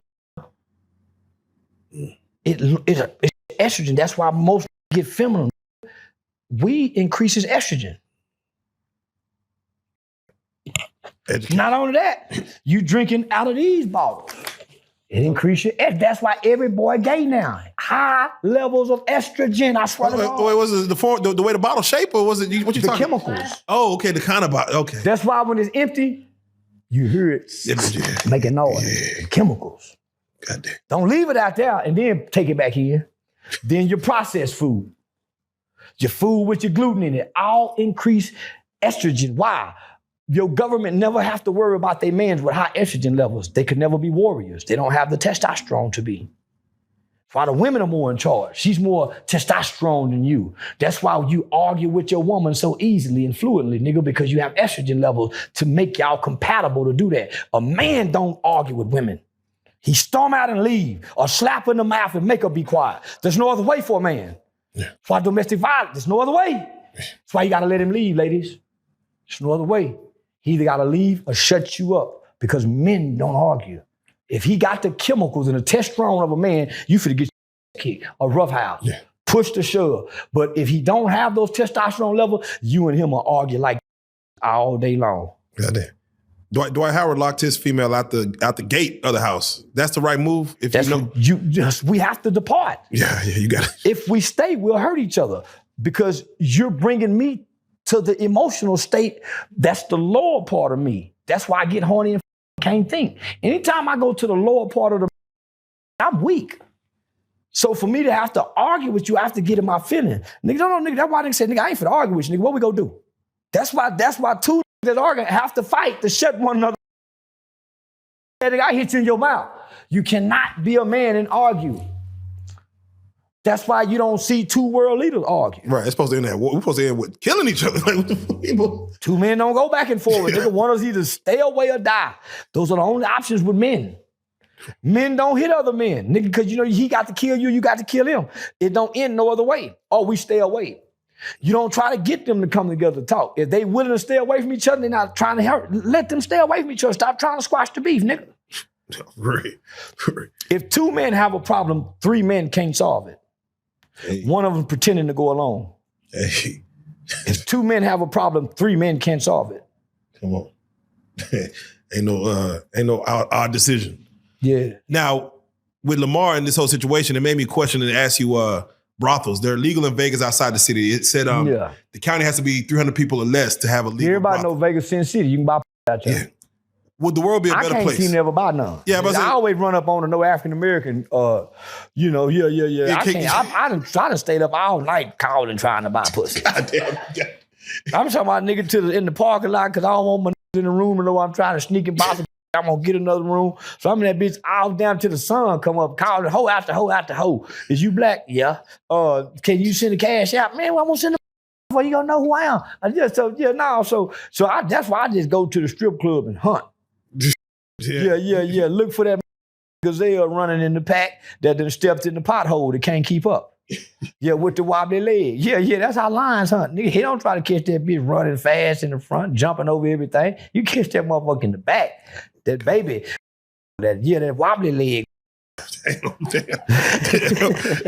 Should prostitution be legal in more states? No. But hoes, you saw what is happening in Atlanta. I mean, Houston, all them hoes, man. You know, hoes getting away from now, man. They ain't just really charging. You know, hoes be for lobster meals and hoes for attention and affirmation and validation and sometimes likes, views, and engagement. These hoes ain't for houses and cars. Ain't expensive no more for everybody to be able to sell. You got to get back to damn $1,000 pop. It got to get back to $1,000 pop because that's how I'm getting mine. I'm coming putting down payments now. That's where I'm getting beat at. I ain't coming in trying to buy that day. I'm putting it in layaway. Come on now. So I come in first time, see a bad at the strip club, and I like her. She getting $1,000 to $2,000 because I like her. That's layaway. That's to get her attention. And I ain't trying to, that's me getting my bait together, you know, getting ready to get the hook in the world. Yeah, I ain't even put the worm. That ain't even the worm. No, I'm tying the string on the hook when I do that. That bait is when I go get a man, them me $1,500, $700, $800 pair of shoes and heels, and they coming in the 2s and 3s every week. 2 pair of shoes this week, 2 pair next week. Then you come back one of them $1,500, $2,000 purses. That's the worm on that nigga. The catching come before the hanging. By this time, you up about 5,000. She calculating, I'm calculating. She just playing like she ain't, and I'm acting like I ain't. Then we meet in the middle. That's a formula I ain't lost with yet. That's why when you see me, you say, man, nigga, I got some bad ones. Put that in layaway. He went to layaway. That's free game though for those who, hey man, you give hey. Only players know, nigga think it's tricking. It ain't tricking if you got it. You got to have some campaign funds. Nobody's getting elected without putting some signs in the yard saying, vote for Charleston. You got to have some commercials saying, hey, this dirty over don't vote. You got to have something to campaign with. So you mean tell me you ain't got no campaign fund? That's why you not getting elected nor selected, nigga. You got to campaign for yourself. Come on. Yeah, you got to have your campaign van. You got to have your office somewhere that they can come to the office and talk to. You got to have some funds to take them out to eat when y'all having a business meeting, talking business meeting. It's all about how you put it in the cash app. I don't put it in there for her. I put it in there for studio time. So all mine is tax written. Smart man. Oh, nigga, if I go to the strip club, if I get the warrants from the club, say, can y'all give me a receipt? Because this was a business meeting tonight. Come on now. Yeah, free nigga, game. Nigga, every flight, whole coming in to do secretarial duties or maid services. So we ain't flying across the line. She clean up, she eat, she do all that before we agreed to mutually hunch each other. That's when you know you get into it. You got yeah, then it's up by, itemizing it how you itemized it. It's all about itemization, boys and girls. Yeah. Is Diddy wrong for paying just $2,500 though for them men to fly out? They were like, man, he's only gave me $2,500. I don't know what charge for dick. 25. Yeah. I don't know what nigga charge for dick. To know what's low and high. I don't know. But yeah. Nah, I just look at the man who the billionaire. I'm like that, but I guess you're right. Man, hey, nigga, I keep it under the radar. I don't know how to price dick. I don't know how to price dick, man. All right, Charleston, I gotta speak on this because we touched on this last time, and I know it was going into hypotheticals and shit, but today is real. At 6:24 p.m., they will be sending the first black man around the moon. The Artemis 2 is called. So in about an hour, if y'all want to know what time it is, there's about to be a rocket ship that takes 4 astronauts around the moon. Now, they're not going to land on the moon. They're going to go around it just to see if one day we could get to Mars one day. You had said that you don't think about the stars and the space and us doing these things, but this thing's really about to happen. Do you feel like we should be trying to get off this planet? And shout out Space God the Thug. Who told you they finna put a nigga in a capsule and send him off the white man's Earth where he finna go into orbit and go around the moon and they gonna come back and they just want to see if they can get close to Mars? That's what the nigga said. That's what they telling y'all? The nigga said it. You believe it? I mean, we gonna see in about an hour. We gonna watch and see. No, you don't. I don't believe it. Should we be trying to get further out this mother? I mean, they say we killing the planet. Global warming is real. They say we got to kind of decide to move out this motherfucker. Should we even be worried about that? Your kids? Man, this motherfucker a billion years old. How they know? You remember things like 8, 10 billion, man, how they know?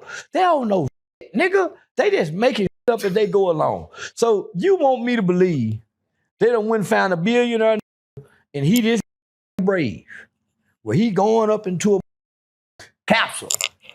Well, last I stuck up there for a year, a man and a woman.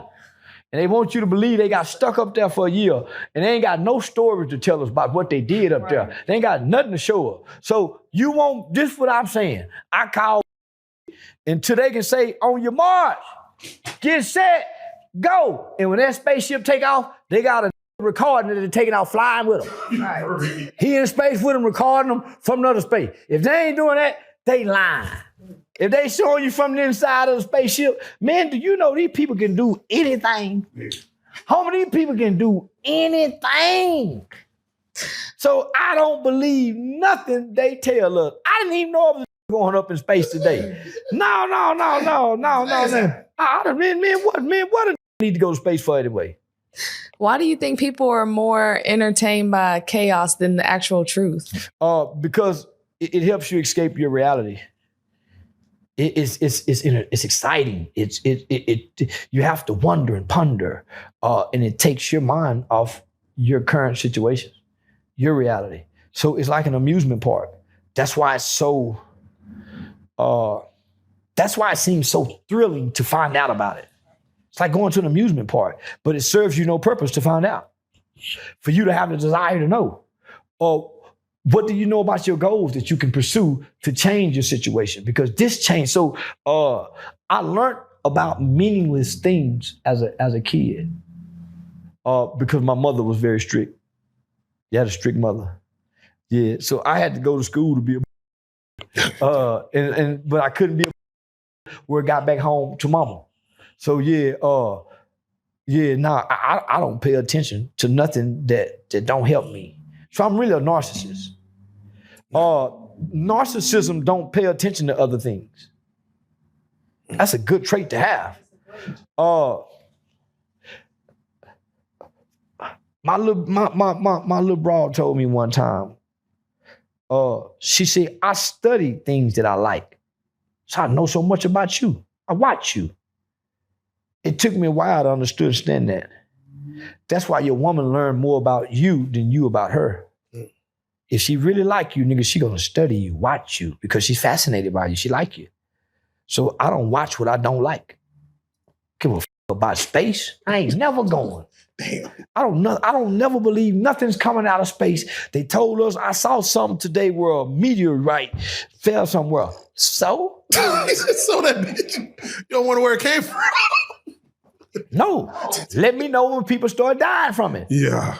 Because I just watched a movie, and it's a true story on Netflix the other night. They left a nuclear plant shut down somewhere in Brazil. And they left a nuclear head active. Poor people found it. Whole town got sick. Water had to supply. Nigga, people was going through some shit. And they had to trace it back to that nuclear head. I don't believe nothing if it don't have a cause or an effect. Mm. Yeah, they knocked on the family door like, hey, there's some shit in there. They're like, well, we good. If it came out of space, shouldn't it have an effect on something? Yeah. People just touched it and picked it up. Nothing that we think we know, they show us. For example,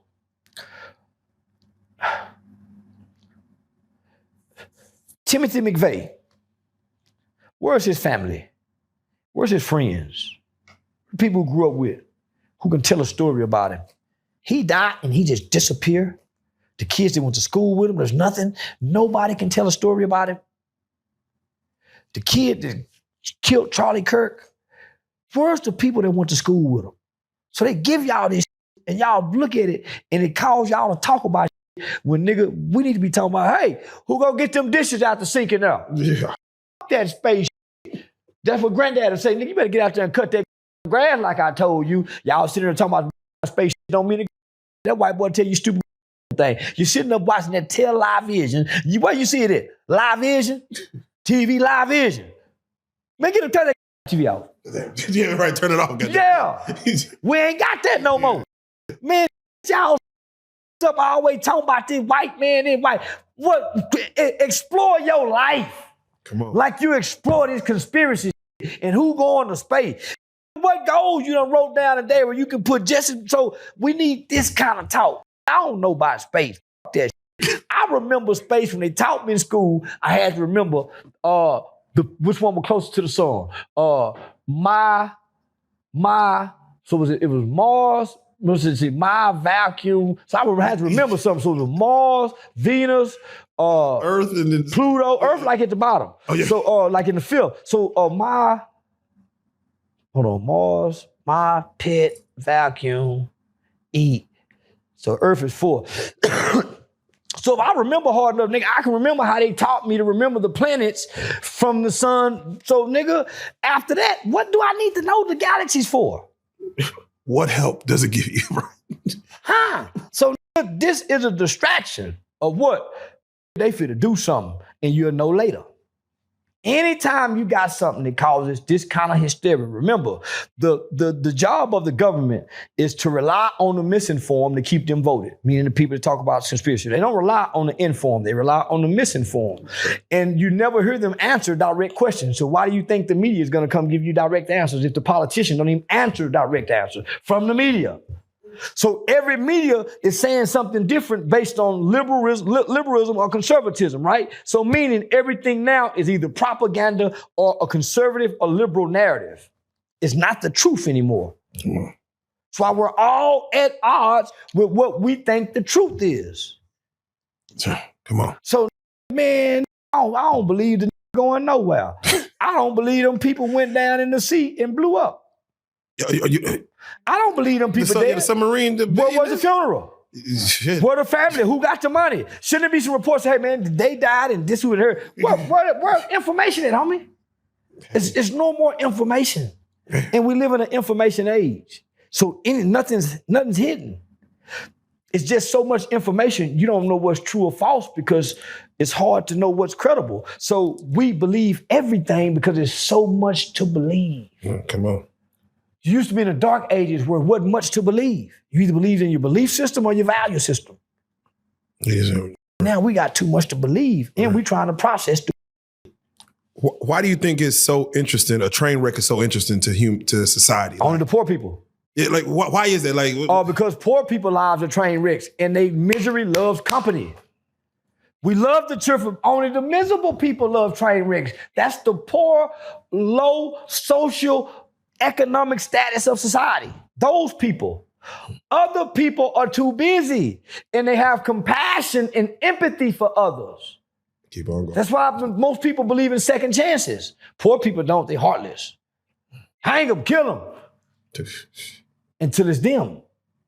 But other people are more compassionate, have more empathy, tend to have sympathy. That's why they give and donate to charities. Poor people don't. That's why, nigga. Misery loves company.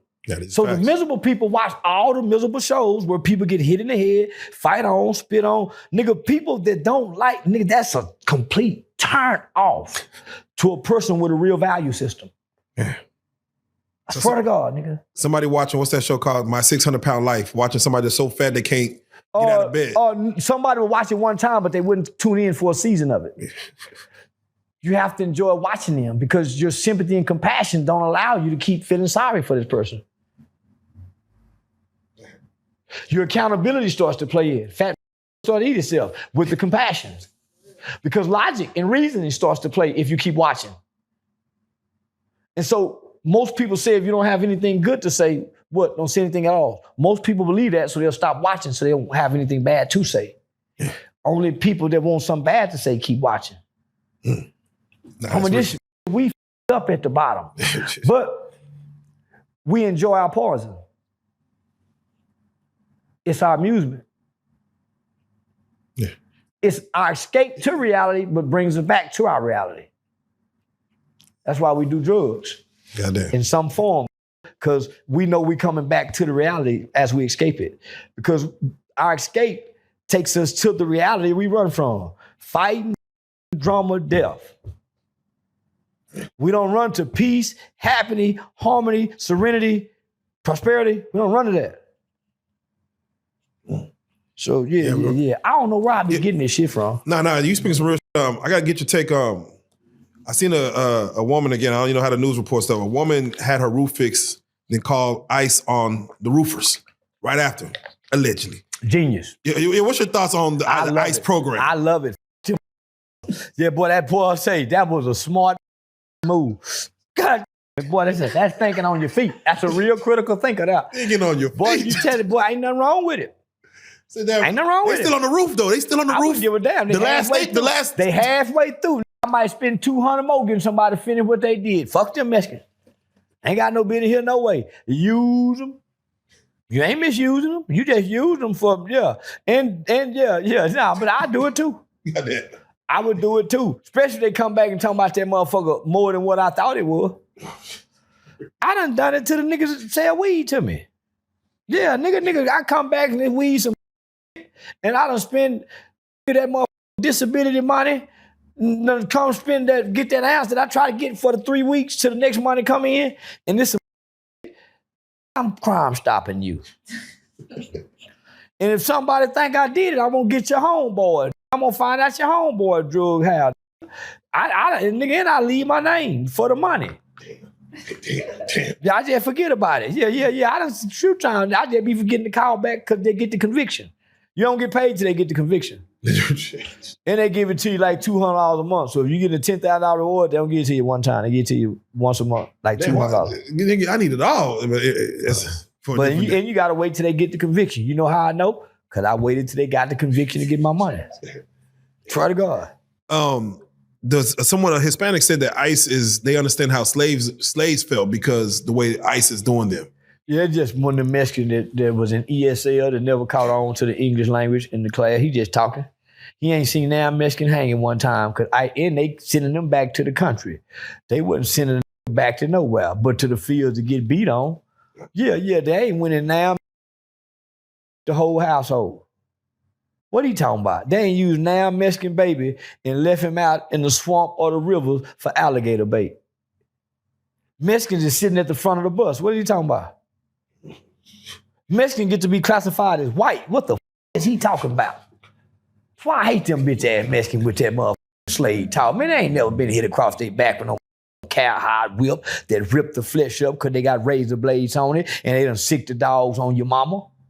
They whooping the 5-year-old baby because they ain't made cotton weight.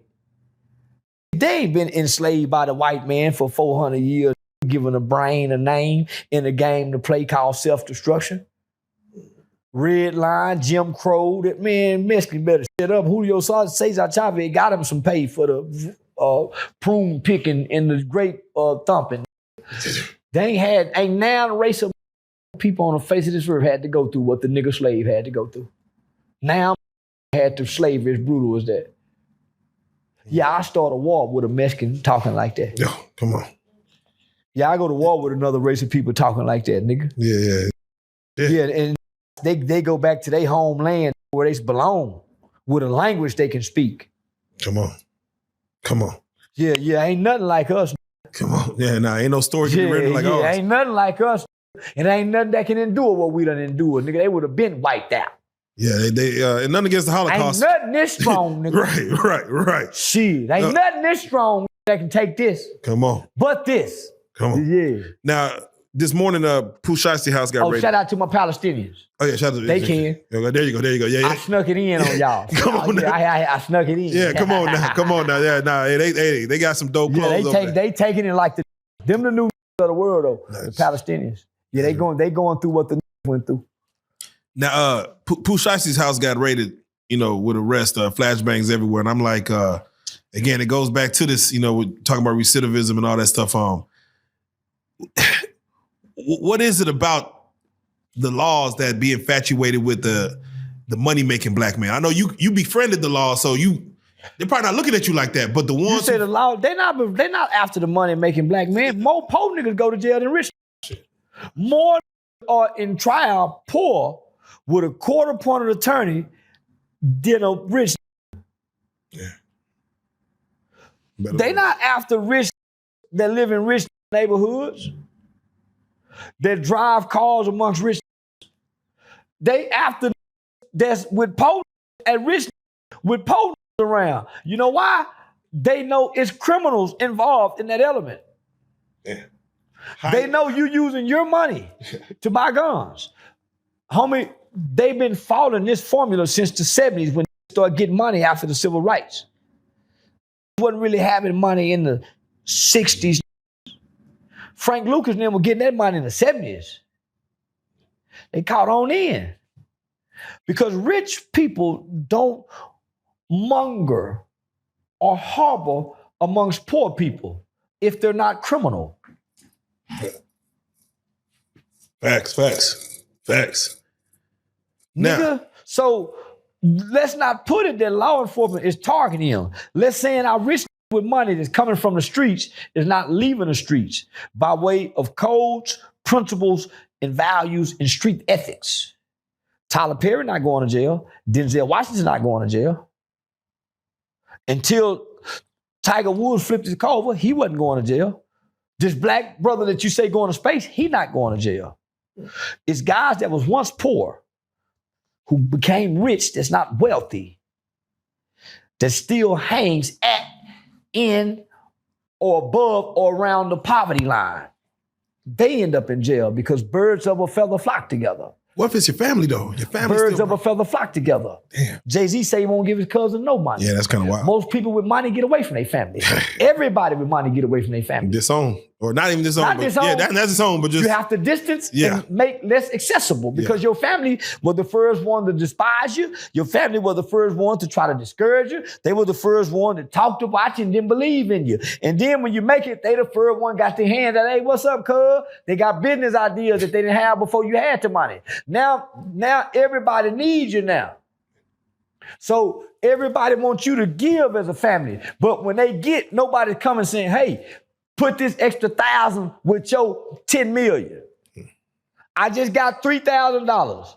My rent paid. Put this extra 1,000 with your 10 million. Say, man, put this 300 with your 2 million. I got extra money. Nobody's doing that. Right. Everybody going to the one with the money, say, man, can I have? Can I have? Nobody's coming to put back. So if you keep taking, everybody taking, your cousin calling, your homeboy calling, your girl calling, everybody calling. So right now today, I'm so paranoid to answer my phone because I don't know who called today to reconnect to call back 2 days later to ask for some money. Right.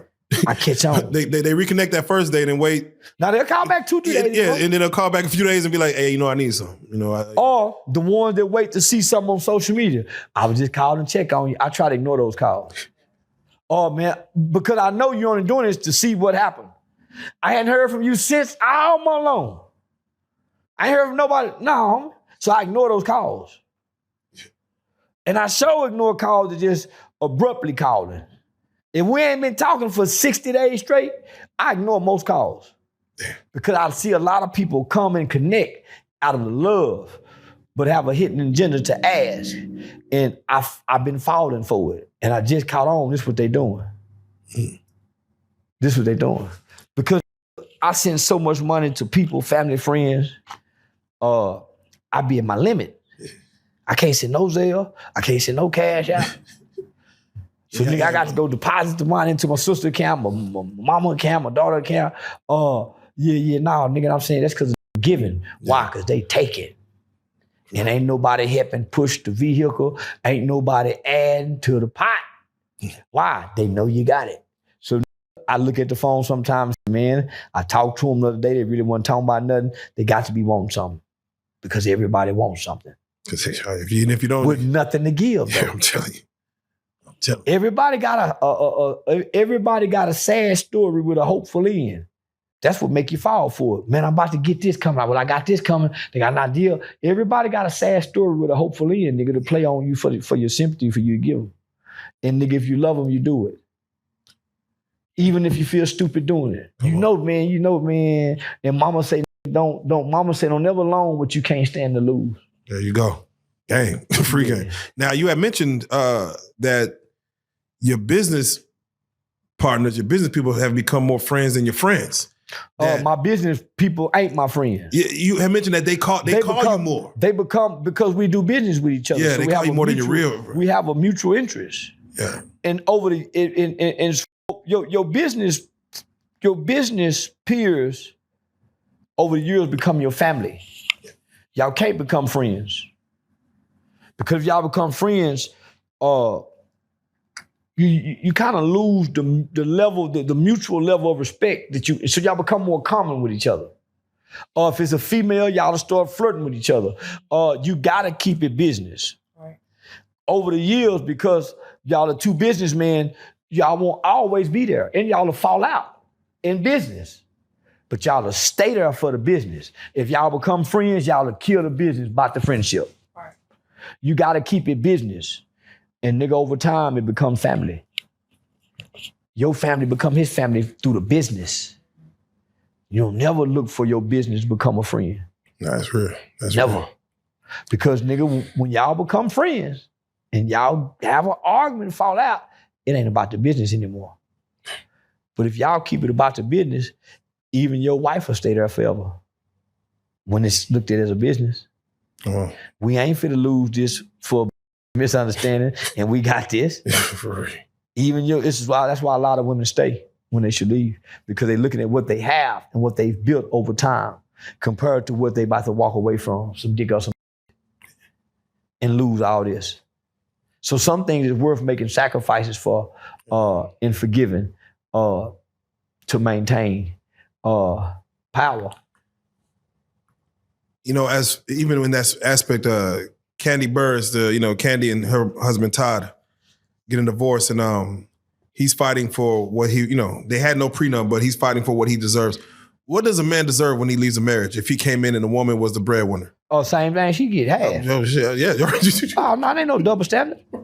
You married me with nothing. And everything you gained up until Well, according to the law, when I had nothing, when I married you, I got something. So everything I get going forward is ours. You can't divide if you didn't specifically put it in a prenup. You love me enough then not to prenup me. Bitch, let's stay down with it. If not, bitch, you didn't love me. How can love turn so quickly to hate where I can't love you today and I once loved you before? Yeah, she would just say, if you love me enough, man, walk away from me. That's some real shit. And I did, as much as it hurt. That's some real shit. If you really love me, man, you'll stop coming back and having me come back to you because I can't stop. I'm going to keep accepting you back. So, nigga, she said, if you really love me, you'll stop coming back. And nigga said, I really love her, so I'll stop coming back. That's some real shit.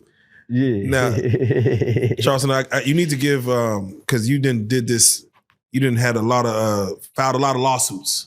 A bunch of them. A bunch of them. Right now. I done won more. Yeah. I can't think you might need to write a book on it. I can't think of $2 million loss. Yeah, you might need to write a book, but there's a situation right now with the Hyundai Palisade vehicle where it crushed a woman's child at 2 years old. The seat just went down and kids no longer here. They recalled almost 70,000 vehicles. How does one go about, when it comes to like a situation like that? Of course, they're going to do their own lawsuits, but what is this, for those who don't know, because our people don't know about lawsuits. We just let shit happen and be like, we'll walk it off. What is the proper steps? Who do you need to call? Who should you be Googling? Nobody. Yeah. They'll find you with that. Oh, well, with that, yeah. That. Just like a police shooting. When a police shooting occur, how do you think all the families end up with Benjamin Crump? How do you think every family, from every police shooting, from Trayvon Martin to the one today, how do you think they all, because they have somebody go to the family. Say, who y'all know living for work? I know such and such. Say, see if he can get in contact with the family, because the lawyers can't do it. It's unethical. So, nothing has to happen. They're gonna find you if you lose a limb. See, just getting hurt ain't enough. Now it's to the point because the insurance companies put everything into a database. They put everything into the computer system, how fast you was going, your injuries, the fix that the car had from the wreck. They put all that into a computer system, and that computer system computes how much they should offer you. Yeah. It used to be, nigga, you guaranteed 3 times whatever your medical bill. Not anymore. Yeah. Because you can fake now. Now they want to know, how did you hear about your lawyer? You first had your disposition, how'd you hear about your lawyer? So when you go in there with the lawyer off K104, girl, I better got hit. You better call top dog lawyer. Well, your lawyer's gonna get paid, but you won't. Because they know what you planned for. They know they know this was advertised and promoted to you, so you probably really weren't hurt. They're gonna look at how long it took for you to go to the doctor.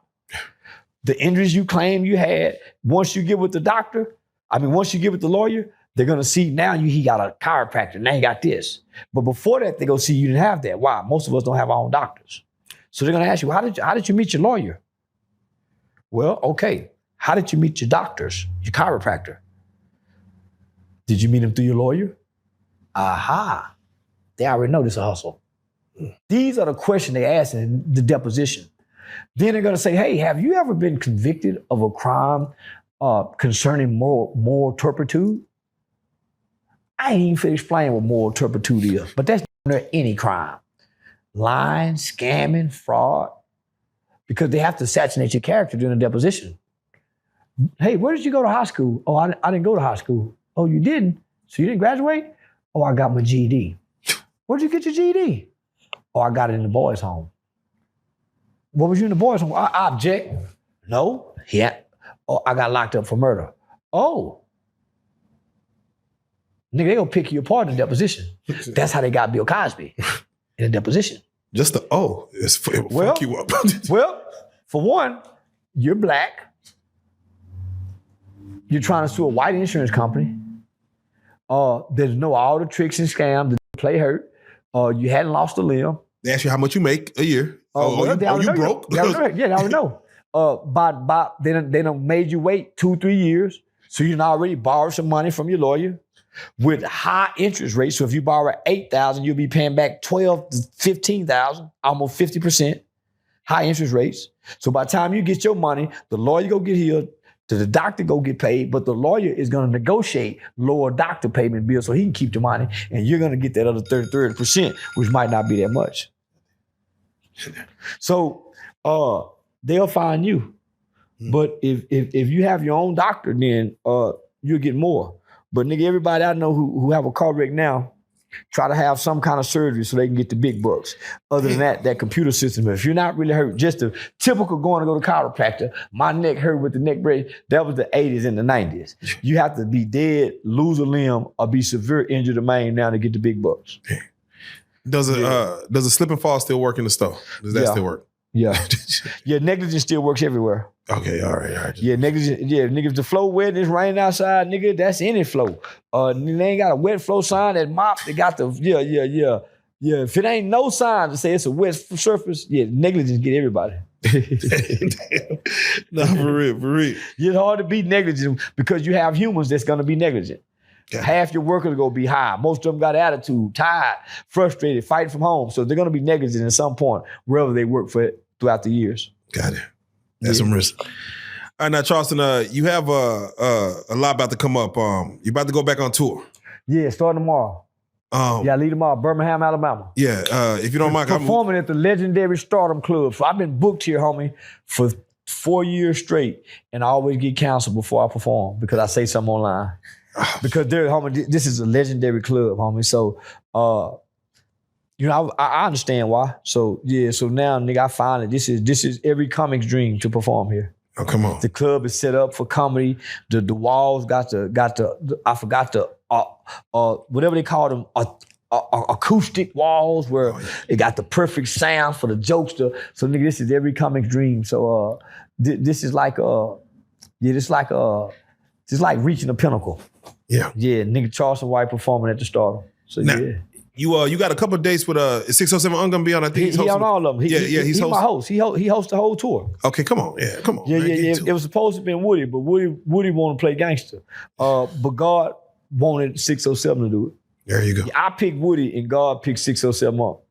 Because I had to wrestle with myself to forgive him and get past what he done said online and realize that I don't know the nigga to be mad at him about nothing. He did to me what I did to everybody. Use words to get my attention. And it worked. So once I could think about that, but I didn't start really having them thoughts, homie, until I separated from Say Cheese TV. Because I needed a rebranding process.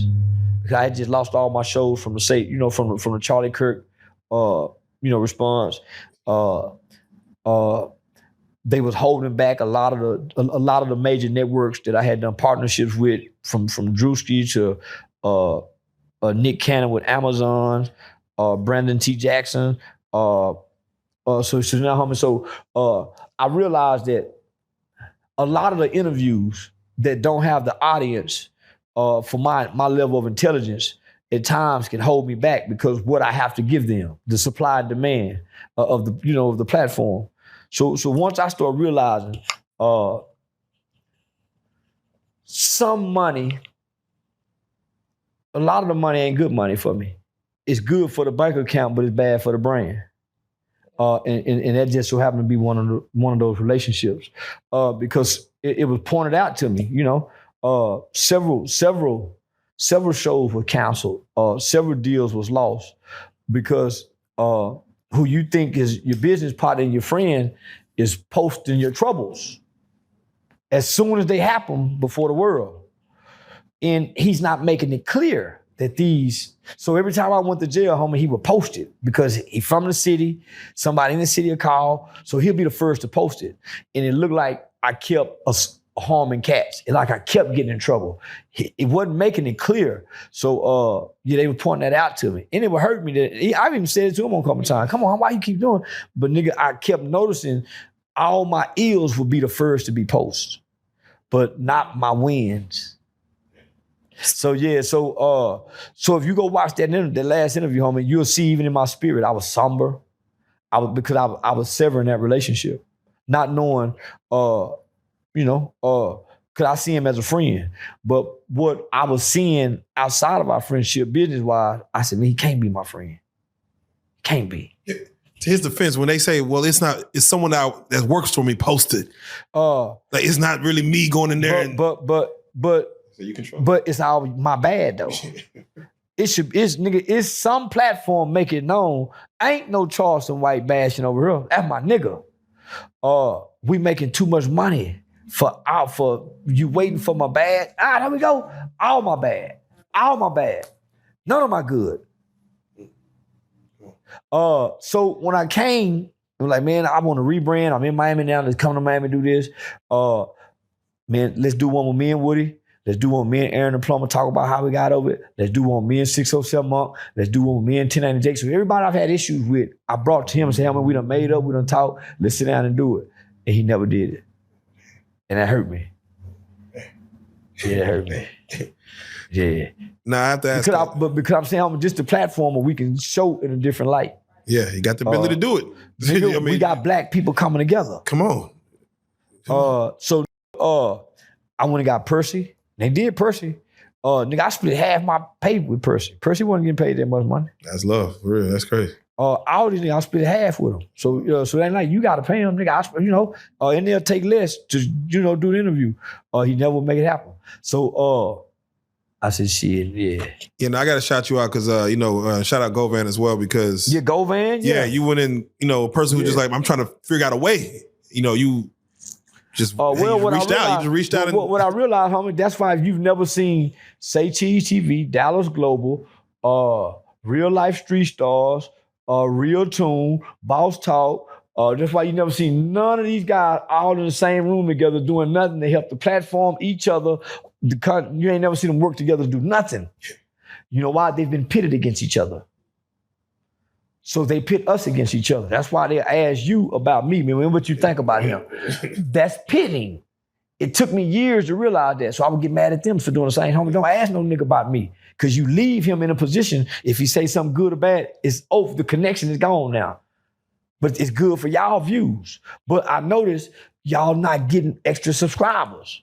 Say Cheese TV, Real Tune, Real Life, all of them have had 1.1 million subscribers and they hadn't went up. When you look at my engagement, I'm doing 20,000, 20,000 new subscribers a month everywhere. In 2 days, I just did 15,000.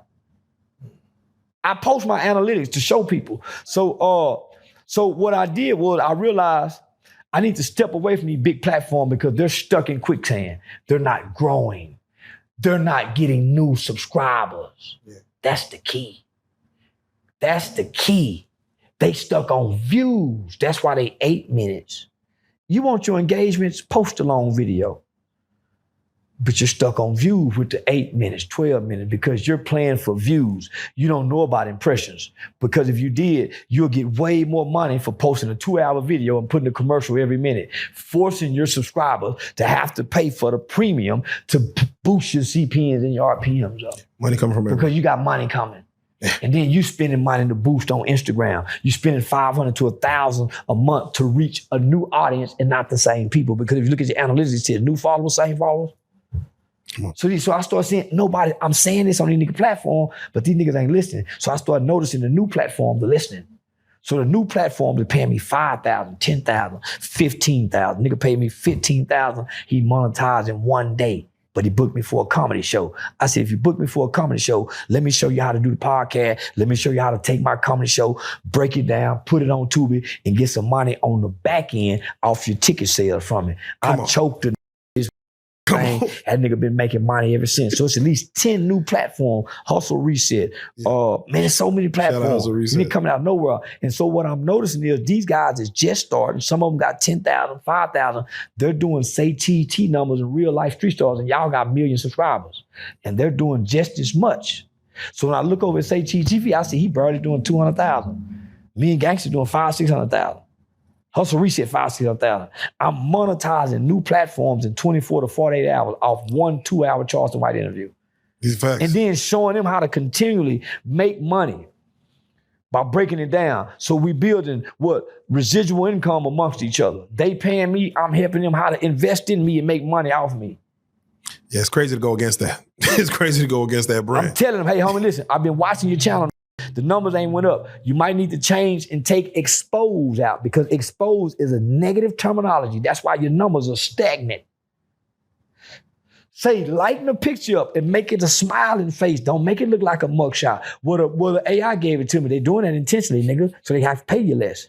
That's why AI, don't let AI pick. You get paid less. Your RPMs is gonna go down. They know you're not doing the work. Lazy mind, come on.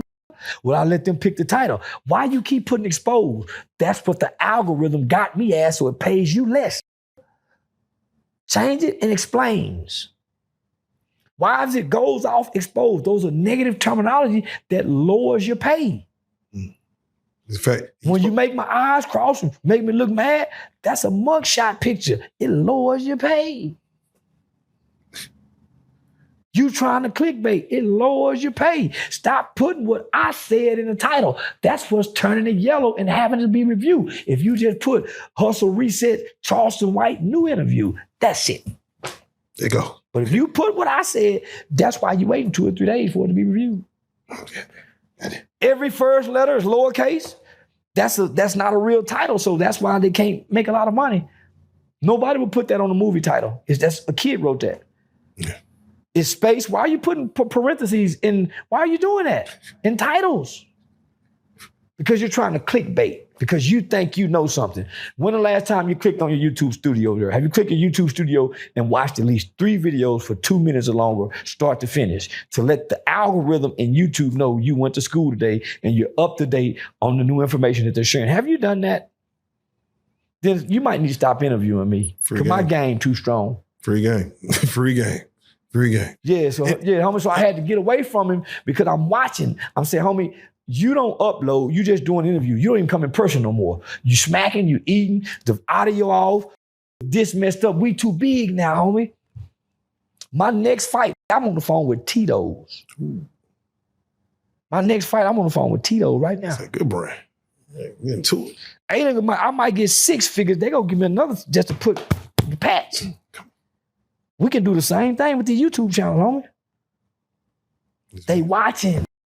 In fact, I got a 6-figure clothing deal. You know, I ain't just represented from this. A high-end clothing deal, Privilege Society. I got a 6-figure deal. Not only that, I went and got other to get a deal.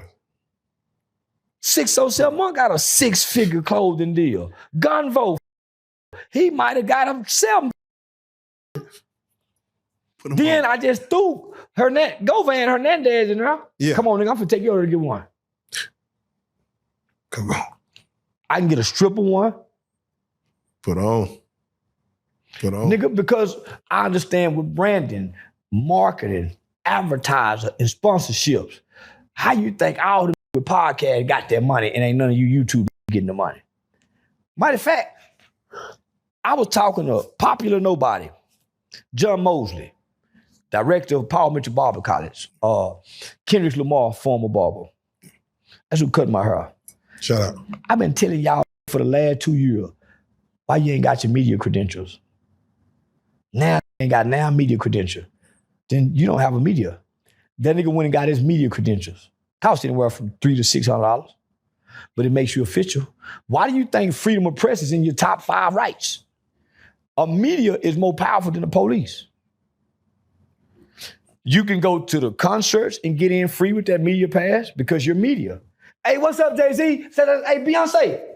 You can go to the Cowboys game with it, and that makes you official. He got his media credentials. You go to the airport with 6 bags. They ain't checking. It's your media luggage.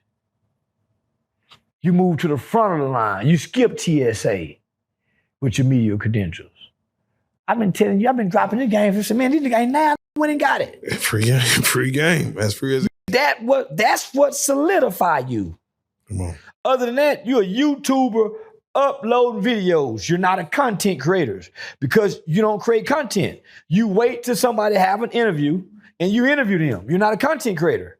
Content creator, what you see I Show Speed and them doing skits, Funny Marco. That's content creator, but doing with a podcast name, doing interview, that's not content and you're not media until you officialize it. That's right. So that's why I say you niggas just doing something, hoping to get a monthly check.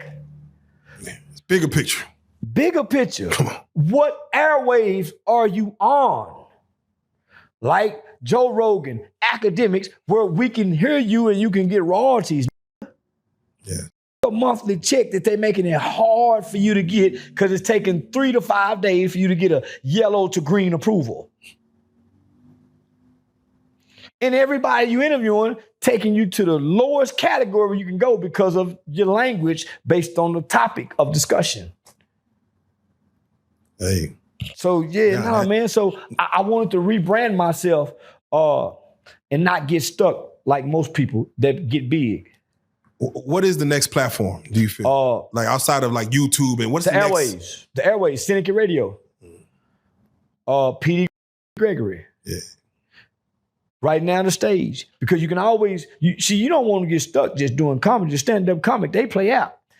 You want to go from that to doing radio to become an MC, a master of ceremony, like Jim O'Kimmy, how Steve Harvey used to be on the BET Award, Johnny Carson. They can talk till they get old. Yeah.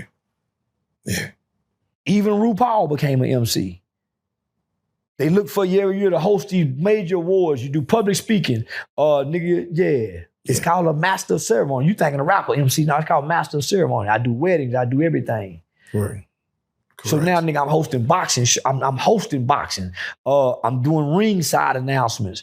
Nigga, they trying to get me to do late night talk show, like do a Johnny Carson or Arsenio Hall kind of late night. So, nigga, I got 2 new movies I star in. One of them with Bubba Dub. We finna start filming in a few weeks. Yeah, and I just bought a restaurant. Yeah, I just bought a restaurant. Can you speak on the name of? It's gonna Turkey Leg Hut? It's gonna be called Charleston White's $1 Million Chicken. Oh. Yeah. So get to it. But so I'm gonna take it to Miami. I ain't gonna bring it to Dallas. Your home won't support you, so you gotta take it elsewhere. That's just your home will never support you. That's why you have to leave and come back. Every prophet, every great person that ever done it had to leave and come back, whether it was college, the military. You can't stay and be great. Yeah. Would you narrate a documentary? Yeah. Yeah, I can see. Yeah. Give me the script, nigga, and I got it. Just give me a script, nigga, I got it. I ain't never been nothing but just pretending what I wanted to be for a moment, whether that was to fit in, to be accepted, to get a job. So I've never been nothing. I'm what I need to be. I see you resharing a lot of the AI cartoons of yourself. Yeah. Could you see yourself being like, could you see yourself having your own cartoon? Do you know who doing that? I know the guy doing the black AI tunes. I know that guy. But I don't know. There's a lot of different ones. The one that's doing mostly mine. Yeah, I see. Yeah. You know who that is? Who is that? Who's that? Ben X. Are you serious? Oh man, shout out Ben X, man. My brother Ben X. Yeah, brother Ben X. Yeah, he been on the AI stuff.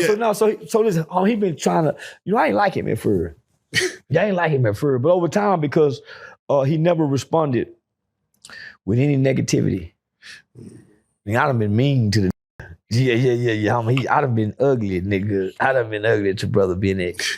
And I was wrong. But it is what it is. Yeah, he's an advocate for AI. He's a big advocate. What are you advocating for? I wasn't talking about that. Yeah, nigga, chill. So he been trying to get me because he know how to do it. I just gave him the green light. Because at first I was getting offended because he was making my eye crooked. So you must try to talk about my eye, my bald spot. Nigga, you post one more motherfucking picture about me, and nigga, he took it down. And I was saying, man, that shit really funny. You wrong. So I told him, nah, man, I'm just man. But I really am a feeling though. Because he kept highlighting my bald spot and my crooked eyes. So yeah. But it didn't bother me. I felt like he was picking on me. And I didn't know who it was. Oh, shit. Yeah, I didn't know who it was. I felt you can't pick on me, nigga. We not fight. Nigga picked on me, lost. Yeah. From second grade to now. So when I find out with him, that was my way of extending the olive branch. There you go. There you go. I mean, it's good, good comedy. It's good because he's really a good brother, and throughout all these years, he's never displayed nothing but positivity, black empowerment, love, compassion, and understanding. So he ain't even been hateful, and he should have been and could have been. So I've always admired that about him. So that was secretly admiring him. So I'm man enough to say, yeah, that admiration caused me to diffuse my dislike for him, because I really had no reason to dislike him except he was too positive. Yeah, I like positive. Too goddamn positive. Yeah. Nah, the one where you call the cops and he still breathing. It's funny as shout out to Brother Ben. Shout out Brother Ben X. Your birthday's coming up. We want to make sure if you're not back on Terrance Gangsta platform before then, which I know you will be. Oh yeah, most he plans on coming out doing something with you. You coming too? Yeah, I'm coming too. Yeah, can you speak on your birthday? We're trying to make it a movie, man. I was gonna have it at Taboo, but nigga, Taboo picked they picked Thug over me. So nigga, we either going to Tootsie's or Club 24. All right. Yeah, Tootsie's or Club. Tootsie's fuck with me. Club 24 fuck with me. Nigga, Taboo was my home though, nigga. Yeah, I'm sad to go, but yeah. This is why I love Club 24. Yeah. She go be in here tonight. I'm gonna be in here tonight. They made sure we can both have fun. Yeah, they made sure we can, nigga, and we had to walk by each other. So yeah, we out, yeah, homie. So homie, this is why I fuck with anybody that I don't think they should, but anybody that'll try to make peace with me and somebody else, I gotta respect that. Yeah. Because they don't have no business doing it for one. And if you the wrong person, I'm gonna go off on you for when me by my business with another. You can't. You heard what I said. Two can't bring. Yeah. So if you the wrong person, I'm gonna be offended, and you gonna make the situation worse. So just for people to have the courage, homie, and the convictions to say, man, let me try to fix it. I know both these. So I love that about Aiden Ross, Club 24, Rollo, and a few, Detective Dabney. So quite a few people, homie. So they try to give me squash shit with Woody, all kind of shit. So I respect that from people. Yeah. Whether I go along and do it, it don't matter if I don't. I respect the fact that they have my best interest in the right intentions at hand. That's the principle of the matter. Even if they wrong for getting involved, the principle of the matter, yeah, I can respect that. But that nigga, I don't want to talk now, nigga. Yeah. Nigga, I was a little offended by Taboo saying, man, woo. Nigga, the niggas I'm with, I ain't gonna do nothing. We here to have fun. And I've been spending a lot of money in the club. Yeah. I've been bringing some big name people to the club. These come on the weekend. I'm here sowing seeds and throwing money, but it ain't a nigga in here doing it. Come on. Just to do it. Just to come, cause I with the club. So yeah, I just told my bad gracefully. My you give them a lot of publicity right now. They're gonna try to go. I still with I'm about to say, yeah, they just not for your birthday, you might do something else. I'm not saying not. Y'all see, that's the bad. That's my spot still. But nigga, I just know that's not my home. No. Because as much as I go there, they would have made sure ain't nothing happening to him or them. But yeah, you can come in, my. Come on. Yeah, you can come in. You ain't out here starting no trouble. But I understand, them niggas got a little bit more money. But I got the same kind of army. Let's go. Yeah, I got the same kind of army. And we come in love and peace. But nigga, we match energy. Yeah, we match them energy. That's all I know to do. So they did that. So I know I was going to Club 24 long I was ever going to Taboo. Yeah. And I was waking up in the middle of the night going over there with $20,000, $30,000 in the bag by myself. Me and Aiden done been done together. So yeah, me and Aiden security, Big Wheel, we done partied. So 24 was my spot because of my man Broadway. Broadway, he went to Candy. So it's at Candy's Cabaret. I with Candies, but Candies ain't got them hoes like, they like 24 and Taboo, man. I like that fruit at the top of the motherfucking tree. That nigga break it. Yeah, nigga need a ladder and Tarzan legs to go get.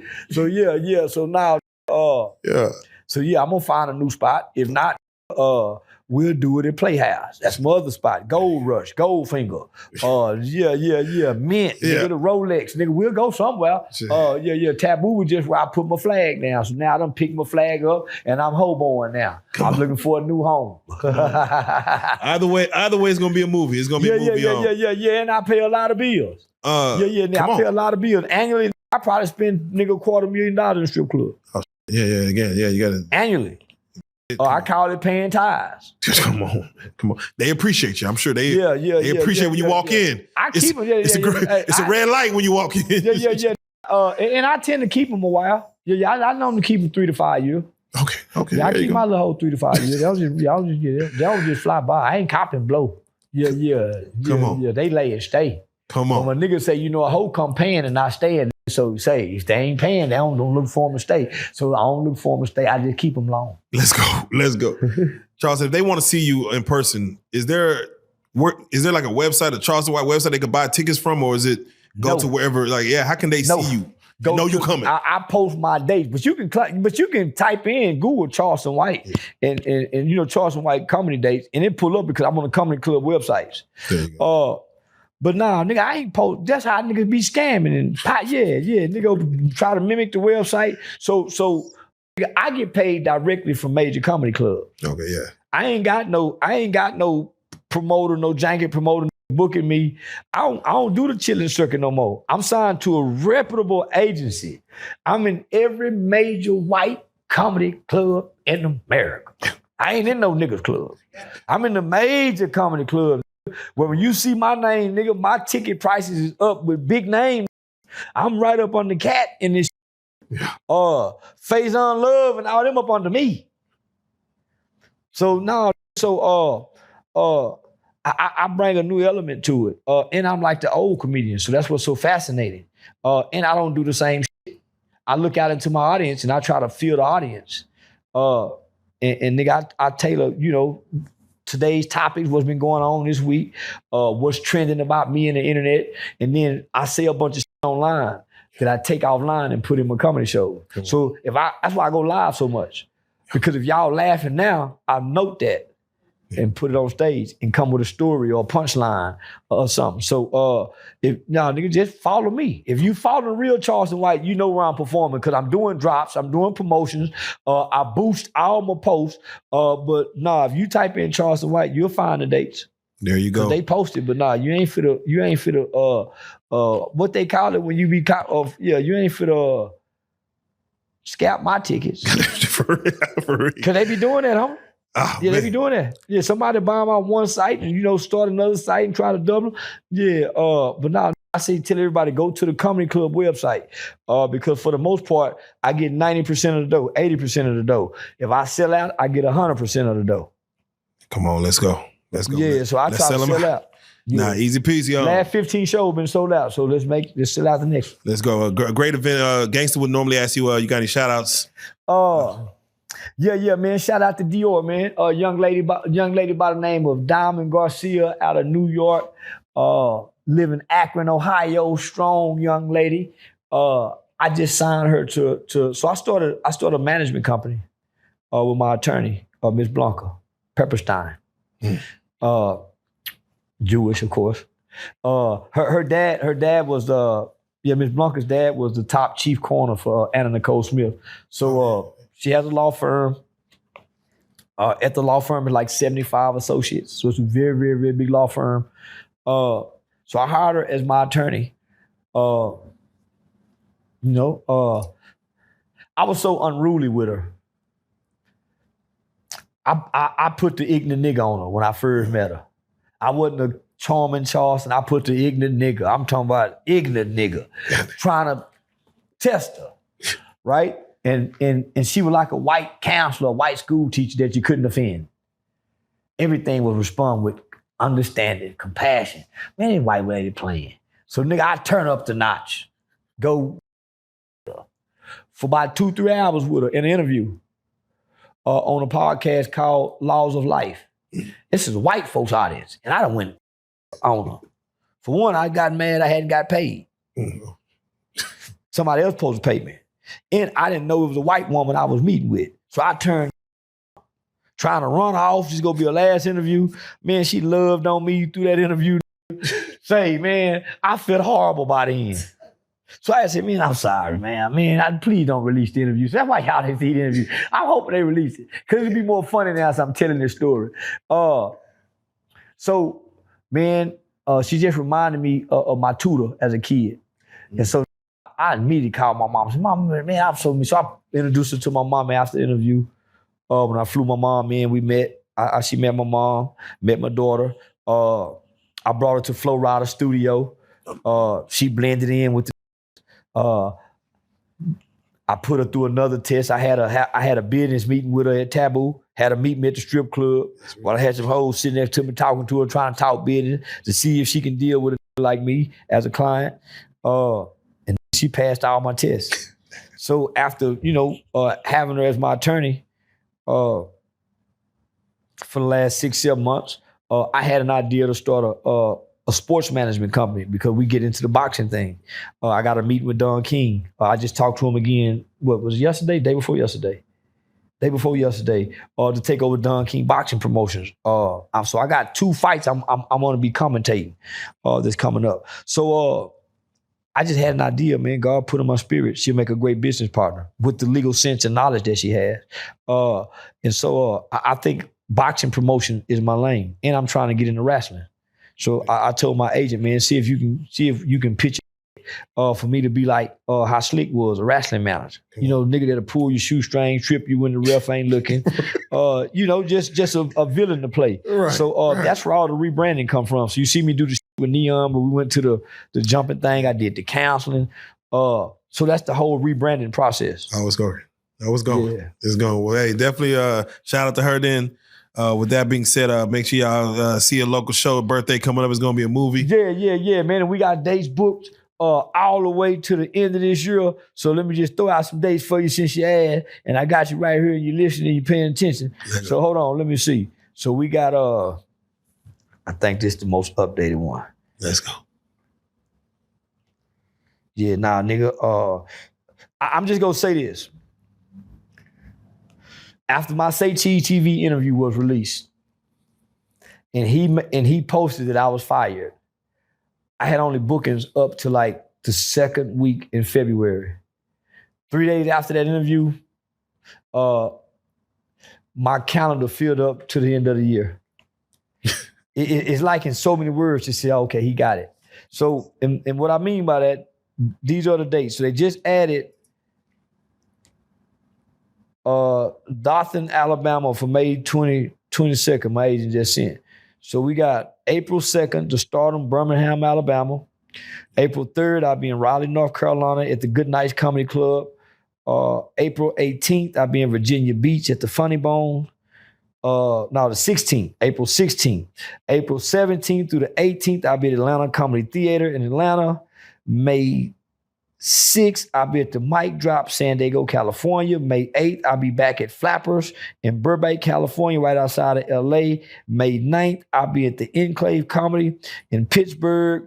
May 14th, the Funny Bone, Richmond, Virginia. May 21st, the Helium in Philly. May 22nd, they just put Dothan Opera House in Dothan, Alabama.